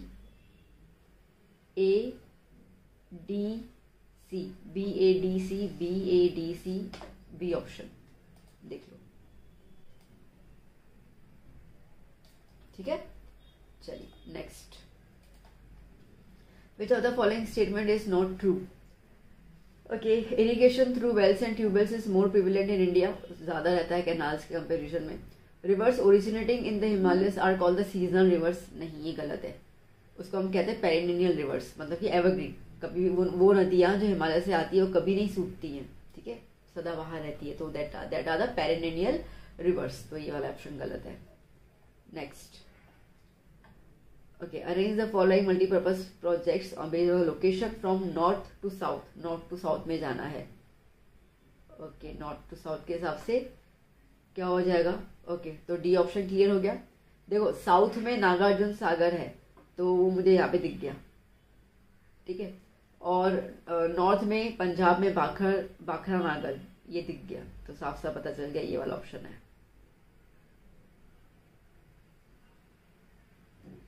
next, identify water resources from the following. Water, rain water, surface water, underground water, ये तो 3 चीजें हैं ना जहां से हम लोगों को पानी मिलता है, ठीक है। Next, which option is wrong from the following, कौन सा ऑप्शन गलत है? कोसी रिवर, कोसी स्कीम के नाम से ये Mahanadi, Hirakud scheme, Tapi river, Ukai, okay, और यहाँ पे कदाना वनकबोरी, कृष्ण सागर, नहीं ये गलत है, ठीक है, ये अगेन महासागर, माही सागर वहीं पर ही है, तो ये ऑप्शन गलत आ गया। अगेन इसका पूरा टेबल आपके बुक में बना हुआ है, वाटर रिसोर्सेज चैप्टर है ना, पूरा पीछे टेबल बना हुआ है, तो उसके अंदर ये सारे प्रोजेक्ट्स के नाम और कौन सी नदी पे है और कौन से स्टेट में आते हैं वो पूरा लिखा हुआ है, तो वो चार्ट को जरूर लर्न कर लेना आप लोग, ठीक है। इस तरीके से क्वेश्चंस आएंगे, फिर आप कहते हो ना कि बहुत टफ लगता है, तो मैं आपको बताती जा रही हूँ कि और भी अगर आपको करना हो, if you are not satisfied कि नहीं मैं मुझे और भी करना है, तो go for these things also, ठीक है, तो उससे भी आपको काफी हेल्प मिल जाएगी। Next, again choose the correct option. Okay, अब जैसे कि बाखरा नागल, ओके, तो ये पंजाब हरियाणा, मतलब ये डी ऑप्शन जाएगा इसके अंदर। नर्मदा वैली गुजरात में आता है, गुजरात, मध्य प्रदेश, गुजरात, ए ऑप्शन आ गया।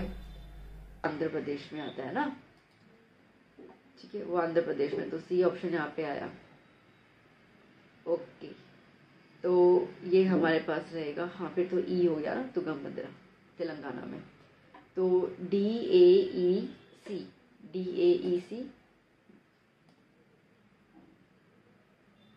D option. Next, okay, water quality is declining in some parts of the country, ठीक है, वाटर क्वालिटी कम होती जा रही है, वो वाटर बोर्न डिजीज भी कॉज कर सकती है। So which of the following can be presented, तो मतलब कौन से स्टेट में अपने कोई चीज़ देखने को मिलती है, तो एक तो dry zones of western Rajasthan में ये चीज़ ज़्यादा देखने को मिल रही है, दूसरा पेनिनसुलर प्लेट्यूज में, तो 1 और 4 कहाँ पे है, ये बी ऑप्शन, ठीक है, कौन सा आ गया, B option is the correct answer.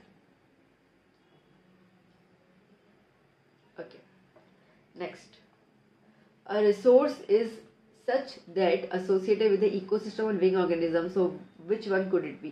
देखो इकोसिस्टम मेंटेन करना है, मतलब कि so it is B option, forest resource. Next, special methods of interception and collection of rainwater are mentioned below, so what does it apply to? देखो अब ना rain water को collect करने के मेथड्स कौन कौन से हमारे पास हैं, तो हम लोग वेल में, डैम्स में और फार्म पॉन्ड्स में कलेक्ट कर सकते हैं, तो 1, 2 और 4, डी ऑप्शन। अच्छा बच्चों, आपके साथ एक चीज शेयर करनी थी, जैसे 31 नंबर ये वाला क्वेश्चन है ना, तो मुझे इसमें 2 आंसर लग रहे हैं। एक तो बी मैंने आपको बताया फॉरेस्ट रिसोर्स, आई थॉट कि आपसे डिस्कस कर लूँ, और मुझे ये डी वाटर रिसोर्स भी लग रहा है। Now I am bit confused, क्योंकि इकोसिस्टम के हिसाब से अगर हम देखें तो उसके लिए फॉरेस्ट होना ज़रूरी है, बट बिना पानी के तो कोई भी लिविंग ऑर्गेनिज्म जी नहीं सकता है, तो मुझे ये दोनों आंसर्स बहुत ज़्यादा रिलेवेंट लग रहे हैं। तो आप मुझे बताइए कि 31 के अंदर आपका क्या आंसर है, मतलब आप क्या करोगे, आपका क्या है कि सही आंसर कौन सा होना चाहिए, और थोड़ा सा अगर हो सके तो रीज़न देके मुझे ज़रूर ज़रूर बताइएगा। I am bit confuse between B and D frankly speaking. Okay, तो मुझे डी ज़्यादातर लग रहा है। ओके, मेरा ज़्यादातर 99% डी पे है, वाटर रिसोर्सेज पे, बट एज पर द इकोसिस्टम वर्ड आया है तो थोड़ा फॉरेस्ट रिसोर्स पे भी मेरा दिमाग चल रहा है। तो जस्ट बताइएगा मुझे। ओके, सजेशन दीजिएगा क्या है इसके अंदर, तो बाकी बच्चों को भी उससे हेल्प हो जाएगी। ओके, तो 32 हो गया। 33 पे चलते हैं हम लोग। Okay, which river flows pass the statue of unity monument? Narmada नदी बहती है ना, ठीक है। Next, economically what kind of country is India? It's a developing country. Okay, according to the World Bank report 2004, how many per capita income is essential? So it is a developing country. $735. Which system is called the free economy? Market method या market system? Animal husbandry is included in which sector? But obviously primary sector. What is the increase in output due to the new innovations in the economy? अगर हम economy में नए नए innovation लिखेंगे और इसका output आएगा तो क्या होगा?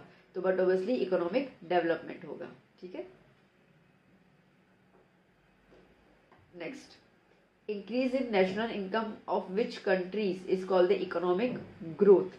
अगर नेशनल इनकम की इंक्रीज होती है तो उसको हम लोग इकोनॉमिक ग्रोथ कहेंगे, तो किन कंट्रीज पे लागू होगा? Developing countries. Among the characteristics of developing economy, choose the correct option from the given below. लो पर कैपिटा इनकम, एनिमल डिपेंडेंसी। देखो, अगर डेवलपिंग कंट्री है या डेवलपिंग इकोनॉमी है तो बट ऑब्वियसली उनका लो पर कैपिटा इनकम कम होता है, एग्रीकल्चर पर ज़्यादा डिपेंड करते हैं, ड्यूअल इकोनॉमी में करते हैं, poverty is a main reason.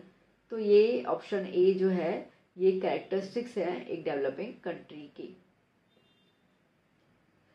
अब अगेन यहाँ पर देखा जाए तो बी ऑप्शन भी जा रहा है। अगर आप बुक में देखोगे ना तो बुक में आएगा the characteristics of developing country, ऐसा कुछ सेक्शन आता है बुक के अंदर इकोनॉमिक डेवलपमेंट चैप्टर में। अब उसमें बहुत सारे क्राइटेरियाज दिए हुए हैं जिसके बेसिस पे हम लोग डेवलपिंग कंट्री को कैटेगराइज कर सकते हैं। तो उसके अंदर अनएम्प्लॉयमेंट, लो इनकम, इनइक्वालिटी और पॉपुलेशन ग्रोथ जो है वो बी दिया हुआ है। तो देखा जाए तो बी भी उनके साथ मैच करता है, बट क्या ज़्यादा ऑप्शन ए में है तो इसके लिए मैं ए को टिक कर रही हूँ। फिर भी अगेन 40 में भी आप अगर आपको कुछ सजेशन देना हो तो ज़रूर मुझे कमेंट सेक्शन में बताइएगा और बाकी बच्चों को भी बताइएगा। तो अगर कुछ होता है तो हम वहाँ पर भी डिस्कशन कर सकते हैं रिगार्डिंग दिस पॉइंट्स। चलिए next, which type of countries have inequality in distribution of economic and means of production? Okay, inequality in distributing income. Okay, तो इनइक्वालिटी किस में रहता है? डेवलपिंग कंट्री में। इनइक्वालिटी क्यों? जो रिच है वो रिच होता जाता है, जो पुअर है पुअर होता जाता है। Under what condition does the countries foreign डेब्ट इंक्रीज? ठीक है, कंट्री के ऊपर फॉरेन का कर्जा ज़्यादा हो जाता है। वो कब होता है? जब कंट्री की इनकम कम होती है और एक्सपेंडिचर ज़्यादा होता है। एक्सपेंडिचर का मतलब इम्पोर्ट जो है वो ज़्यादा करता है। इम्पोर्ट करने का मतलब है कि हम पैसा दे रहे हैं वहाँ पर, ठीक है। तो मतलब कि सीधी सी बात है, जो एक्सपेंडिचर है वो ज़्यादा है और इनकम जो है वो कम है, तो C option. Next, which countries have a dual economy in rural and the urban areas but obviously developing? Which sector includes agriculture and activities related to agriculture? Primary sector. Choose the incorrect option from the below. Land और water resources है, capital होगा तो factory building बनेगी, labour doctor, मजदूर और doctor का कोई connection नहीं होता। Next, right the two main methods of allocation of the means of production. तो हमारे पास यहाँ पे दो ऐसे मेथड्स है मीन्स ऑफ प्रोडक्शन में, एक है मार्केट सिस्टम और दूसरा है socialist system. Next, find out which one of the following statement is not true among the benefits of market system. कौन सा स्टेटमेंट सही नहीं है? मैक्सिमम आउटपुट अचीव कर सकते हैं हम लोग, बिल्कुल। इकोनॉमिक ग्रोथ हो सकता है, यस। कॉस्ट मैक्सिमाइजेशन अकर्स, ये तो कॉस्ट तो अपन को कम करना होता है ना, ये तो मिनिमाइजेशन आना चाहिए, ठीक है। कंपटीशन होगी तो बट ऑब्वियसली प्रोडक्ट की क्वालिटी इंप्रूव होगी। In which system all the means of production are owned by the state? In which system all the means of production are owned by the state? तो ये रहेगा socialist system, ठीक है। मैंने बताया ना, दो सिस्टम होते हैं यहाँ पे हमारे पास, ठीक है। एक मार्केट बिल्कुल फ्री होता है, इंडिपेंडेंट होता है, और सोशलिस्ट में गवर्नमेंट जो है वो इंटरफेयर करती है। मार्केट सिस्टम अगर यूएसए में है तो सोशलिस्ट सिस्टम कहाँ पर है, रशिया और चाइना में, तो यहाँ पे उन्होंने रशिया दिया हुआ है, ठीक है। Next option, match the following, capitalist system. Capitalist system जो है बेसिकली ये प्राइवेट ऑनरशिप रहेगा इसके अंदर। Primary sector activities related to the agriculture, D option, I mean D form. Land जो है वो नेचुरल रिसोर्स है, प्रोडक्शन का A. Economic activity but obviously to earn and to spend, B. C D A B, C D A B दिख रहा है, C D A B, B option, ठीक है बेटा। तो यहाँ पे सारे के सारे एमसीक्यूज जो है वो कवर अप हो चुके हैं। सो आई होप आपको मज़ा आया होगा एंड हमने सारी की सारी डिस्कस अच्छे से किए हैं। तो अभी बस लर्न करना शुरू। मैप है आपके लिए जहाँ पे मैंने national park, wild life sanctuary और बायोस्फीयर रिजर्वर जो है प्लॉट किए हुए हैं। तो पहले आप यहाँ पे देख लीजिए, सिम्बॉल्स मैं आपको बता दूँ, आप बहुत ईजी सिम्बॉल्स यूज़ करना और जो भी आप सिम्बॉल यूज़ करते हैं आप उसको यहाँ पे मेंशन करना, ठीक है। तो जैसे कि मैंने ये वाला सिम्बॉल यूज़ किया for the wild life sanctuary, square bracket for the bio reservoir area and the triangle for the national park, ठीक है। इस तरीके से मैंने किया है। तो आइए एक एक करके देखते जाते हैं। मैंने कलर्स अलग अलग रखे हैं। तो जैसे कि आपको समझाने के लिए आप रेड पेन का यूज़ नहीं कर सकते हैं, हम ब्लैक, ब्लू एंड पेंसिल का यूज़ कर सकते हैं, ठीक है। तो ब्लू कलर में जो भी है विद द सिंबल आप देख सकते हैं, और ये कलर ब्लू लिया है मैंने for the wild life, okay. दूसरा अगर हम बात करते हैं यहाँ पे बायोस्फीयर, तो बायोस्फीयर रिजर्वर के अंदर ब्लैक पेन लिया है, प्लस नेशनल पार्क के अंदर मैंने रेड पेन लिया है सॉरी। चलिए देख लेते हैं हम लोग। हम न्यूज़ स्टार्ट करेंगे। न्यूज़ मतलब जैसे आपको पता है नॉर्थ, ईस्ट, वेस्ट, साउथ, ठीक है। तो इस तरीके से करेंगे तो आप क्लियर हो जाओगे। तो सबसे पहले हम नॉर्थ से स्टार्ट करते हैं। नॉर्थ में रहेगा सबसे पहले डचीगाम, जो जम्मू कश्मीर में है। आपको एग्जैक्टली कहीं प्लॉट नहीं करना है, आप मतलब कि एग्जैक्ट यहीं पे है वैसा नहीं रहेगा। आप कहीं पे भी जम्मू कश्मीर में कहीं पे भी आप डॉट लगा के आप उसको लिख सकते हैं, ठीक है। तो डचीगाम और जो एरिया अगर आपको नाम पूछा गया हो, नेम द रीजन, तो आप लिख देना, वरना चलेगा, ठीक है। मैंने आपको बताया ताकि आपको पता चले कि इस एरिया को जम्मू कश्मीर लिखते हैं। ये पॉलिटिकल मैप है, ठीक है। तो इसके लिए क्या मैंने ये लिया है ताकि आपको स्टेट्स अच्छे से मैं बता पाऊँ, ओके। फिर हम बात करते हैं, ओके। अब नॉर्थ से और थोड़ा नीचे आओ तो उत्तराखंड आता है। उत्तराखंड में ये तो बहुत ज़्यादा फेमस है, one of the oldest national park है जिम कॉर्बेट, ठीक है। तो उत्तराखंड में आ जाता है जिम कॉर्बेट, ठीक है। चलिए उसके बाद हम यहाँ पे आते हैं, तो ये क्या आ जाएगा, यहाँ पे आ गया हमारे पास चंद्रप्रभा। ये है वाइल्ड लाइफ सेंचुरी, कहाँ पर है, उत्तर प्रदेश में, ठीक है। Wild life sanctuary Uttar Pradesh में। और फिर हम आते हैं ईस्ट की तरफ। ईस्ट में क्या आ गया, काजीरंगा, कहाँ में है, आसाम में है। पॉइंट क्लियर हो गए बेटा अच्छे से, ठीक है। तो देखो मैंने इसको छुपा दिया, तो ये पूरा आपका क्या हो जाएगा, नॉर्थ टू ईस्ट की तरफ से, ठीक है। ढाचीगाम जम्मू कश्मीर, जिम कॉर्बेट उत्तराखंड, ये दोनों के दोनों नेशनल पार्क्स आप पेन कलर के थ्रू रिमाइंड कर सकते हैं खुद को बार बार। देन चंद्रप्रभा, ये है हमारे पास wild life sanctuary Uttar Pradesh में, और ये आ गया आसाम में काजीरंगा, ठीक है। तो नॉर्थ ईस्ट हो गया। अब वेस्ट की बात करते हैं, आ जाइए। अब वेस्ट मतलब कि आप गुजरात। तो अब गुजरात मतलब कि गुजरात के इर्द गिर्द जो भी एरिया है वो अपना आ जाएगा वेस्ट के अंदर। तो सबसे पहले हम बात करते हैं यहाँ पे राजस्थान। राजस्थान में आपके पास एक तो वाइल्ड लाइफ सेंचुरी है और दूसरा नेशनल पार्क है, ठीक है। दो चीज़ें आपको दिखती हैं। तो केवलादियो जो है वो राजस्थान का वाइल्ड लाइफ सेंचुरी है, और रणथंभौर जो है वो राजस्थान के अंदर नेशनल पार्क है, ठीक है। राजस्थान में आपने कर लिया। अब राजस्थान से वैसे भी हम जब भी वीकेंड छुट्टी आती है 3-4 दिन के हम राजस्थान चले जाते हैं ना, तो गुजरात से राजस्थान, राजस्थान से गुजरात, ये तो हम लोगों का चलना फिरना रहता है। तो इसके लिए राजस्थान के बिल्कुल नीचे की तरफ आएगा Gujarat. Now we are in the Gujarat state, तो पता ही होना ही चाहिए कि गुजरात कहाँ पर है। अब गुजरात में आपके पास 4 चीज़ें हैं, ठीक है। मतलब सबके सब चीज़ें आपके गुजरात में मिल जाएंगी। नल सरोवर मिल रहा है आपको, that is the wild life sanctuary. Actually ये बेसिकली बर्ड सेंचुरी होता है, ठीक है। तो नल सरोवर। फिर यहाँ पे हम बात कर रहे हैं, आपके पास 2 यहाँ पे नेशनल पार्क्स आ जाएंगे, एक गिर और दूसरा वेलावदर, ओके। आप कहीं पे भी टिक कर सकते हो। और फिर यहाँ पर एक और मिलेगा आपको बायोस्फीयर रिजर्वियर या bio reservoir, that is the desert of Kutch, ठीक है। तो 4 चीज़ें आपको गुजरात के अंदर ही मिल गई। तो आप समझ लो गुजरात का एक क्वेश्चन तो आने ही वाला है, ओके। तो नल सरोवर आ गया, एक अपना वाइल्ड लाइफ मतलब एक सेंचुरी आ गया, एक बायोस्फीयर रिजर्व आ गया और 2 नेशनल पार्क्स आ गए। डन बच्चों, क्लियर हो गया। चलिए, तो अब हम लोग सीधा जाते हैं थोड़ा सा मिड की तरफ, ठीक है, मध्य प्रदेश। ओके, सेंटर, देश की धड़कन, तो मध्य प्रदेश। मध्य प्रदेश में आपको 2 चीज़ें मिलेंगी, एक तो कान्हा कृष्ण भगवान जी, ठीक है, आप उनसे याद कर सकते हैं। आपको पता है पूरे ब्रह्मांड को यही चलाते हैं, तो इसके लिए हमारे भी देश के अंदर जो मध्य है, ठीक है, जो बीच वाला हिस्सा है, वो किसके लिए डेडिकेटेड है?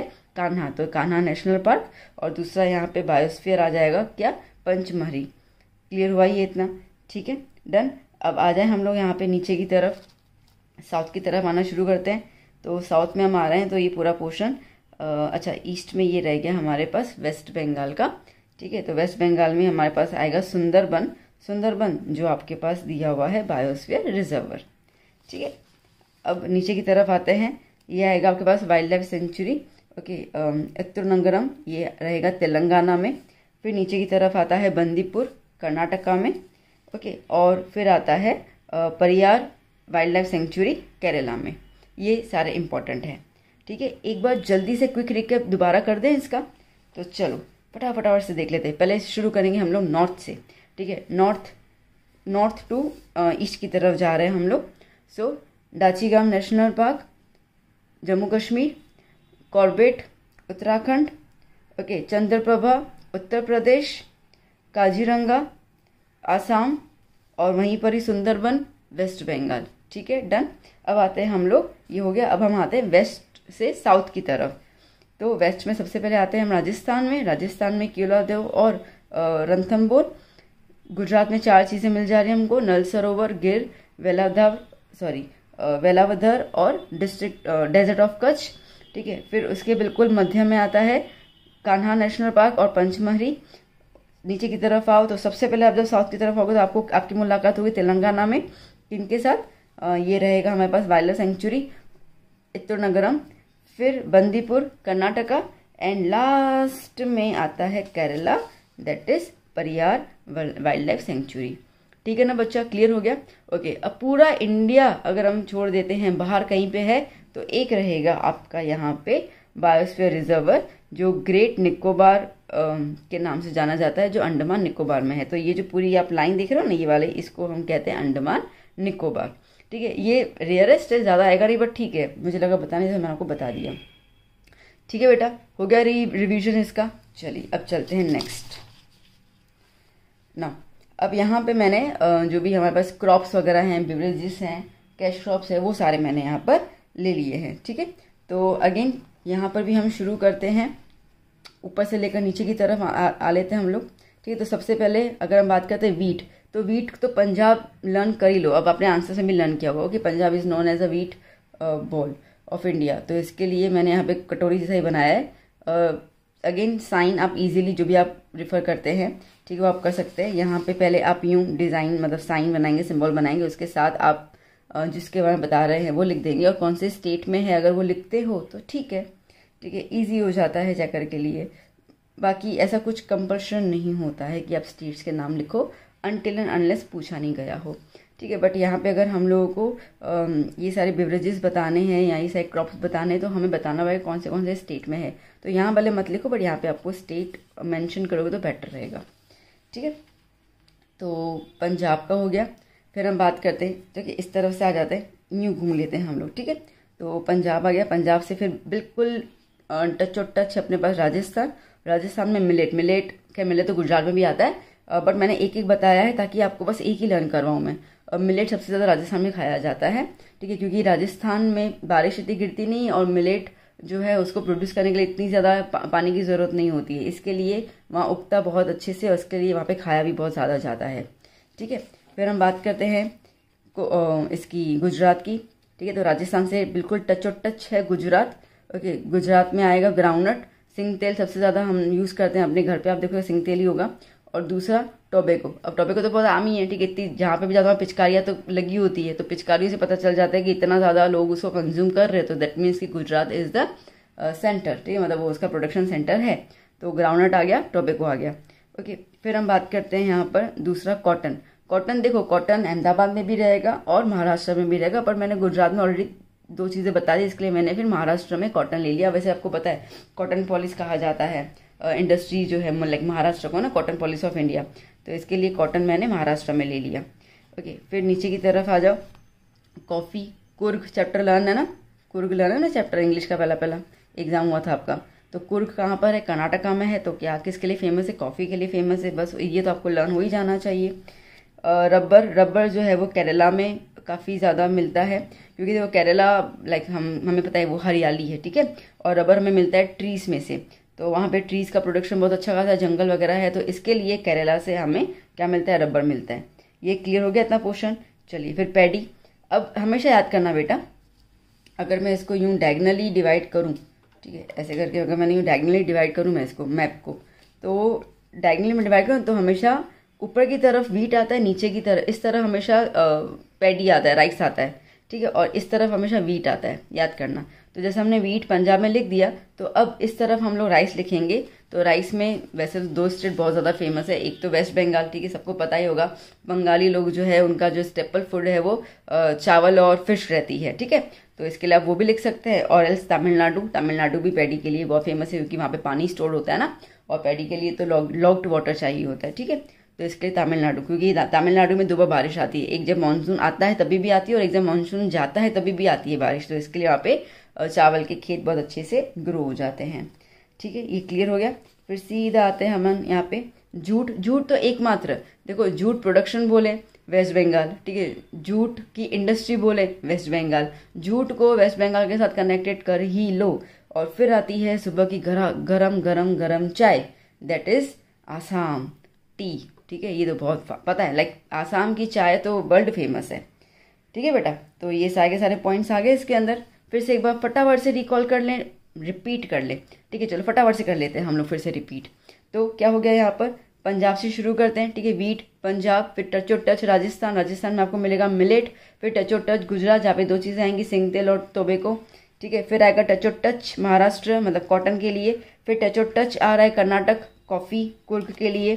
फिर उसके बिल्कुल टचो टच आ रहा है केरला में रबर, ठीक है। फिर केरला से जो है वो टचो टच तमिलनाडु पैडी, उसके बाद कुछ टचो टच नहीं है, ठीक है। उसके बाद सीधा यहाँ पे आ जाओ, फिर आता है आपके पास जूट वेस्ट बंगाल में और T Assam. Done, clear, okay. चलिए तो ये भी रिवीजन हो गया।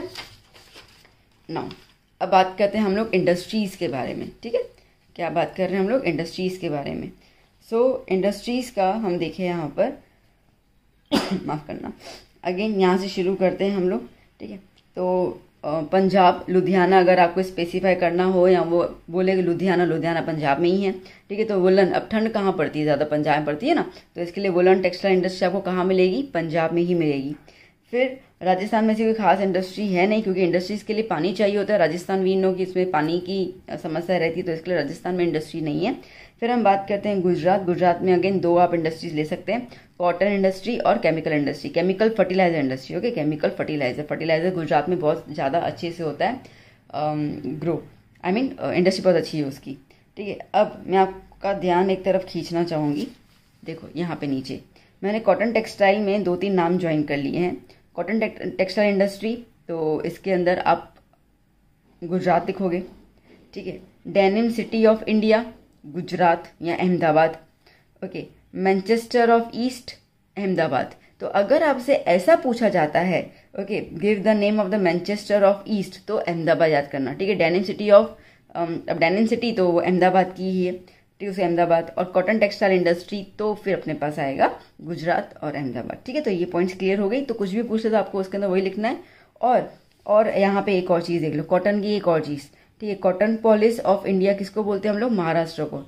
अब अगर आपने ध्यान दिया हो तो जब मैंने आपको क्रॉप्स के लिए बताया यहाँ पर, तो मैंने आपसे कहा था कि महाराष्ट्र में मैंने कॉटन को ले लिया है यहाँ पर, ठीक है। तो कॉटन आपको यहाँ पे तो ऑलरेडी लर्न है ही महाराष्ट्र में, क्योंकि गर्मी वहाँ पे भी ज़्यादा होती है, गर्मियाँ यहाँ पे भी ज़्यादा है, और we have the black soil, तो जिसकी वजह से कॉटन ईजिली ग्रो भी हो जाता है, ठीक है। तो cotton polish of India Maharashtra, तो इसके लिए मैंने महाराष्ट्र के अंदर कॉटन पॉलिश ऐड किया है, ओके। 2 चीज़ें क्लियर हो गई।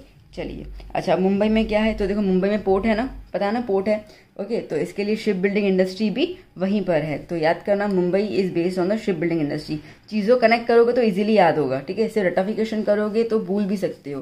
तो जैसे मैंने कहा कि भैया मुंबई जो है वहाँ पे पोर्ट्स अवेलेबल है, तो इसके लिए वहाँ पे शिप बिल्डिंग इंडस्ट्री आ जाएगी। फिर हम बात करते हैं इलेक्ट्रॉनिक इंडस्ट्री, मात्र एक ही है, दैट इज बेंगलोर, ठीक है, कर्नाटका। उसके अलावा पूरे देश में कहीं और नहीं है। अगर होगा भी तो बहुत ऐसे माइन्यूट होगा जिसको हम लोग काउंट नहीं करते हैं, ठीक है। तो इलेक्ट्रॉनिक इंडस्ट्री जो रहेगा वो कर्नाटका में रहेगा। ये मैं थोड़ी देर में कवर अप करती हूँ, अभी थोड़ा सा टाइम लेने दो मेरे को, ठीक है। ये पॉइंट क्लियर हो गई। अब देखो यहाँ पर बेटा, वुलन क्लियर हो गया, ठीक है, शिप बिल्डिंग इंडस्ट्री क्लियर हो गया, इलेक्ट्रॉनिक इंडस्ट्री क्लियर हो गया, केमिकल फर्टिलाइजर इंडस्ट्री गुजरात हो गया। ओके, अब बात करते हैं आयरन स्टील इंडस्ट्री। देखो वैसे तो आयरन स्टील इंडस्ट्री जो है वो जमशेद टाटा जी की इंडस्ट्री है, जो झारखंड के लिए बड़ी फेमस है, ठीक है, मतलब झारखंड में है जमशेदपुर, तो वो तो झारखंड में आप दोगे ही दोगे। बट अगर आपको नाम पूछा जाता है आयरन स्टील इंडस्ट्री का, अगर आपको नाम पूछा जाता है तो लाइक भद्रावती, ठीक है, भद्रावती स्पेसिफाई नाम पूछा गया है तो वो आपको मिलेगा कहाँ पे, बेंगलोर में। बेंगलोर भद्रावती, बेंगलोर भद्रावती, ठीक है। वैसे तो कर्नाटक बोल दूं मैं, बट ठीक है, आपको थोड़ा मेमोराइज करवाने के लिए। तो वैसे तो अगर आपको कोई नाम नहीं बोला गया है then go for the Jharkhand, ठीक है, वो तो बेस्ट ही है। पर अगर नाम बोला है कि भद्रावती आयरन स्टील इंडस्ट्री को प्लॉट करो तो आएगा आपके पास बेंगलोर या लाइक कर्नाटका। इतना क्लियर हो गया, ठीक है, ये हो गया। अब बात करते हैं रेलवे इंजन। रेलवे इंजन तो भैया वाराणसी में ही है, उत्तर प्रदेश, ठीक है। अच्छा, अब इसमें मैंने कुछ और लिखे हैं पीछे की तरफ। अब मुझे ऐसा है कि आपको अभी आइडिया तो हो ही गया कौन सी चीज़ कहाँ कहाँ पर है। तो जैसे प्लास्टिक इंडस्ट्री, प्लास्टिक इंडस्ट्री कहाँ मिलेगी आपको, मुंबई में और दिल्ली में, ठीक है। मैं दूसरा वाला मैप ले लेती हूँ, जस्ट आपके साथ एक कम शेयर करूँ, ना आगे पीछे करूँगी तो आप भी कंफ्यूज हो जाओगे। अब मैं इतना सब प्लॉट करती हूँ ना तो थोड़ा सा वो हो जाते हैं, तो इसके लिए मैंने थोड़ा सा इसको सिर्फ लिख ही दिया। मैं अभी बच्चों के स्टेट्स तो याद हो ही गए होंगे अब तक।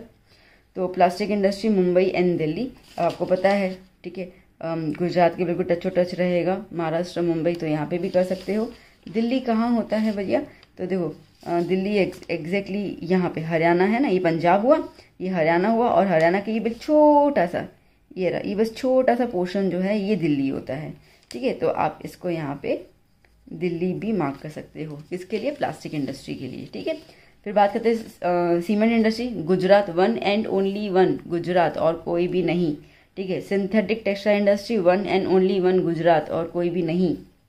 सोचो, गुजरात में कॉटन भी चल रहा है और सिंथेटिक भी चल रहा है, ठीक है, दोनों चीज़ें यहाँ पे काफ़ी यूज होती हैं। Silk textile industry Karnataka, okay, silk की साड़ियाँ कर्नाटका से बहुत फेमस है। आपने देखा होगा साउथ के ऑलमोस्ट जितने भी लोग होते हैं सिल्क की साड़ियाँ, सिल्क के वो उनके धोती और वो होते हैं, तो इसके लिए याद करना कर्नाटका। अब देखो आपको क्लियर होगा, भद्रावती भी कर्नाटका में है ना, जो इलेक्ट्रॉनिक इंडस्ट्रीज है वो भी कर्नाटका, मतलब बेंगलोर स्पेसिफाई करें हम लोग, कर्नाटका में भी बेंगलोर स्पेसिफाई है, ठीक है, बाकी और कहीं पे नहीं है, तो इसके लिए वहाँ पे आ गया। अच्छा, बेंगलोर में एयरक्राफ्ट बिल्डिंग टेक्सटाइल इंडस्ट्री, फिर से टेक्सटाइल बोल रही हूँ मैं यहाँ पे लिख के काटा भी है, ओके, एयरक्राफ्ट बिल्डिंग इंडस्ट्री, ठीक है। कौन एयरक्राफ्ट, कपड़े कौन पहनेगा एयरक्राफ्ट के, ओके। सो एयरक्राफ्ट बिल्डिंग इंडस्ट्री वो भी कहाँ पर है, बेंगलोर में है, क्योंकि देखो एयरक्राफ्ट के लिए भी इलेक्ट्रॉनिक सिग्नल्स वगैरह ये सब जो मशीनें यूज़ की जाती है, तो वो इलेक्ट्रॉनिक तो बेंगलोर में होता है, इसके लिए बेंगलोर। और आयरन स्टील इंडस्ट्री एक और है, सालीन। अगर सालीन बोला जाता है तो आप कहाँ टिक करोगे बेटा, तमिलनाडु। तमिलनाडु कहाँ पर है, अपन ने डिस्कस कर लिया पैडी के दौरान, ठीक है, ये रहा तमिलनाडु नीचे की तरफ। क्लियर हुआ, समझ में आया ये पूरा का पूरा इंडस्ट्रीज, ठीक है। तो ये इंडस्ट्रीज जो हैं ये वाली और ये वाली इंडस्ट्रीज, ओके। अभी आप ना रिविजन करने बैठोगे तो मैप लेके बैठना और इस तरीके से एक बार फटाफट से हर एक चीज़ जो है वो नोट डाउन कर लेना। चले आगे बेटा, आया समझ में, सब क्लियर हो गया ना अच्छे से। चलिए ना, अब हम बात करते हैं यहाँ पे रेलवे, ठीक है, ये पूरा का पूरा रेलवे का है। तो रेलवे में जो भी इम्पोर्टेंट है वो मैंने यहाँ पे लिखे हैं।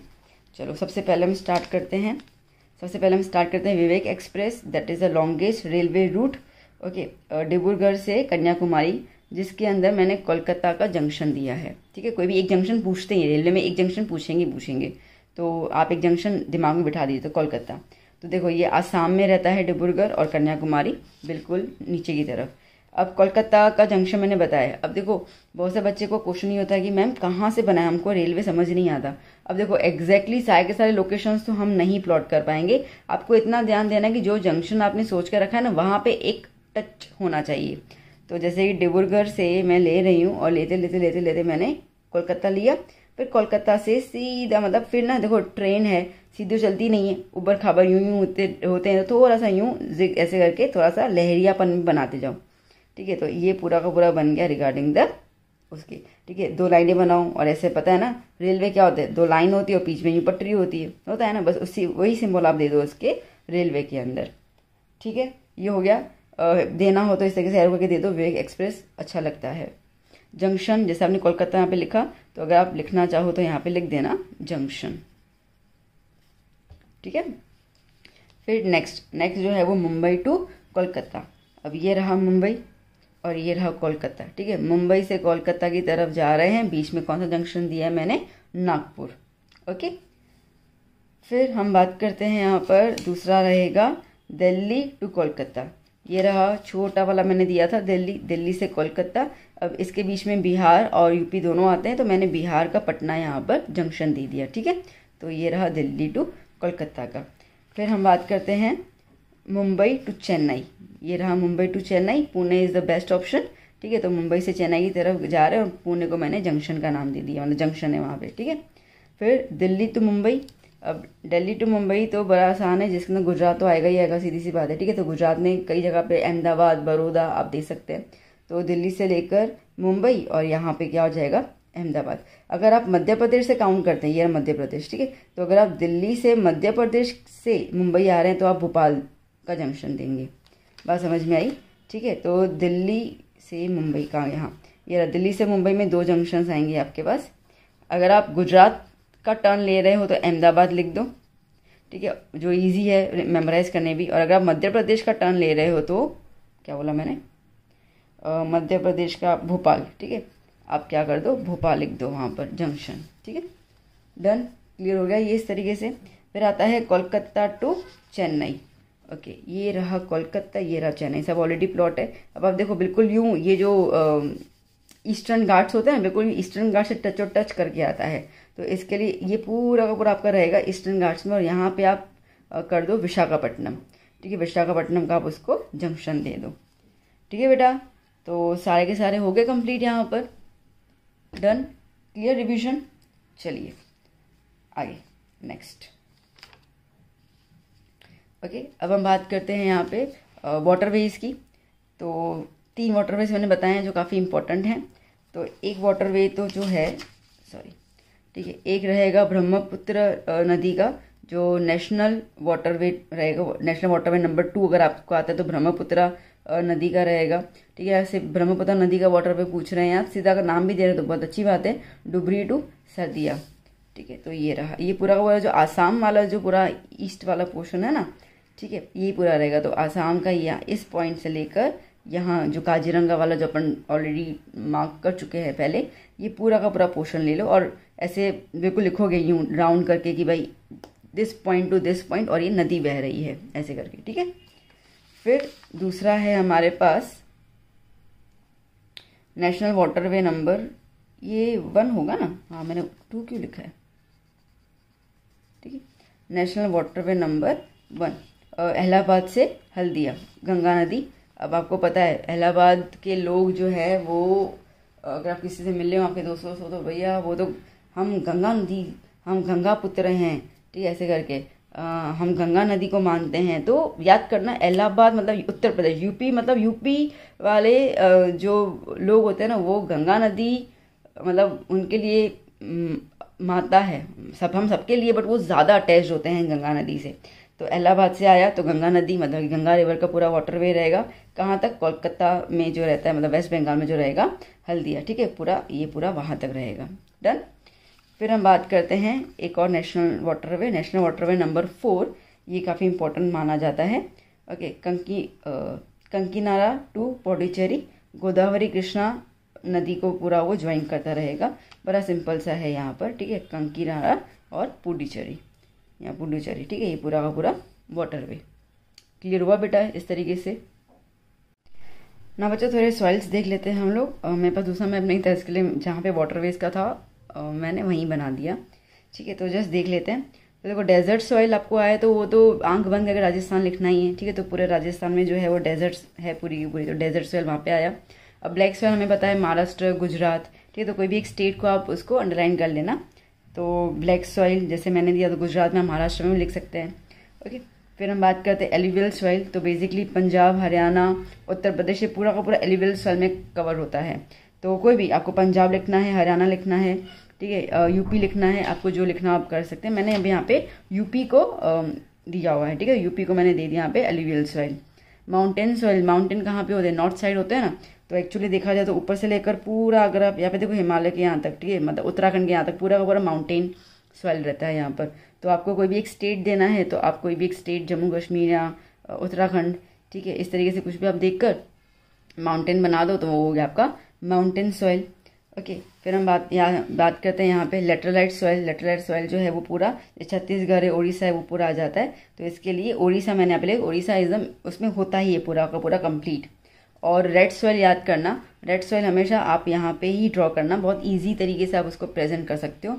तो रेड सॉइल जो होती है, जिसके अंदर हम बात करेंगे मिजोरम, ओके, मणिपुर, तो ये वाले जो स्टेट्स होते हैं, ठीक है, ये वाले जो स्टेट्स होंगे मिजोरम, मणिपुर, वो आपको यहाँ पे रेड सॉइल दे देंगे।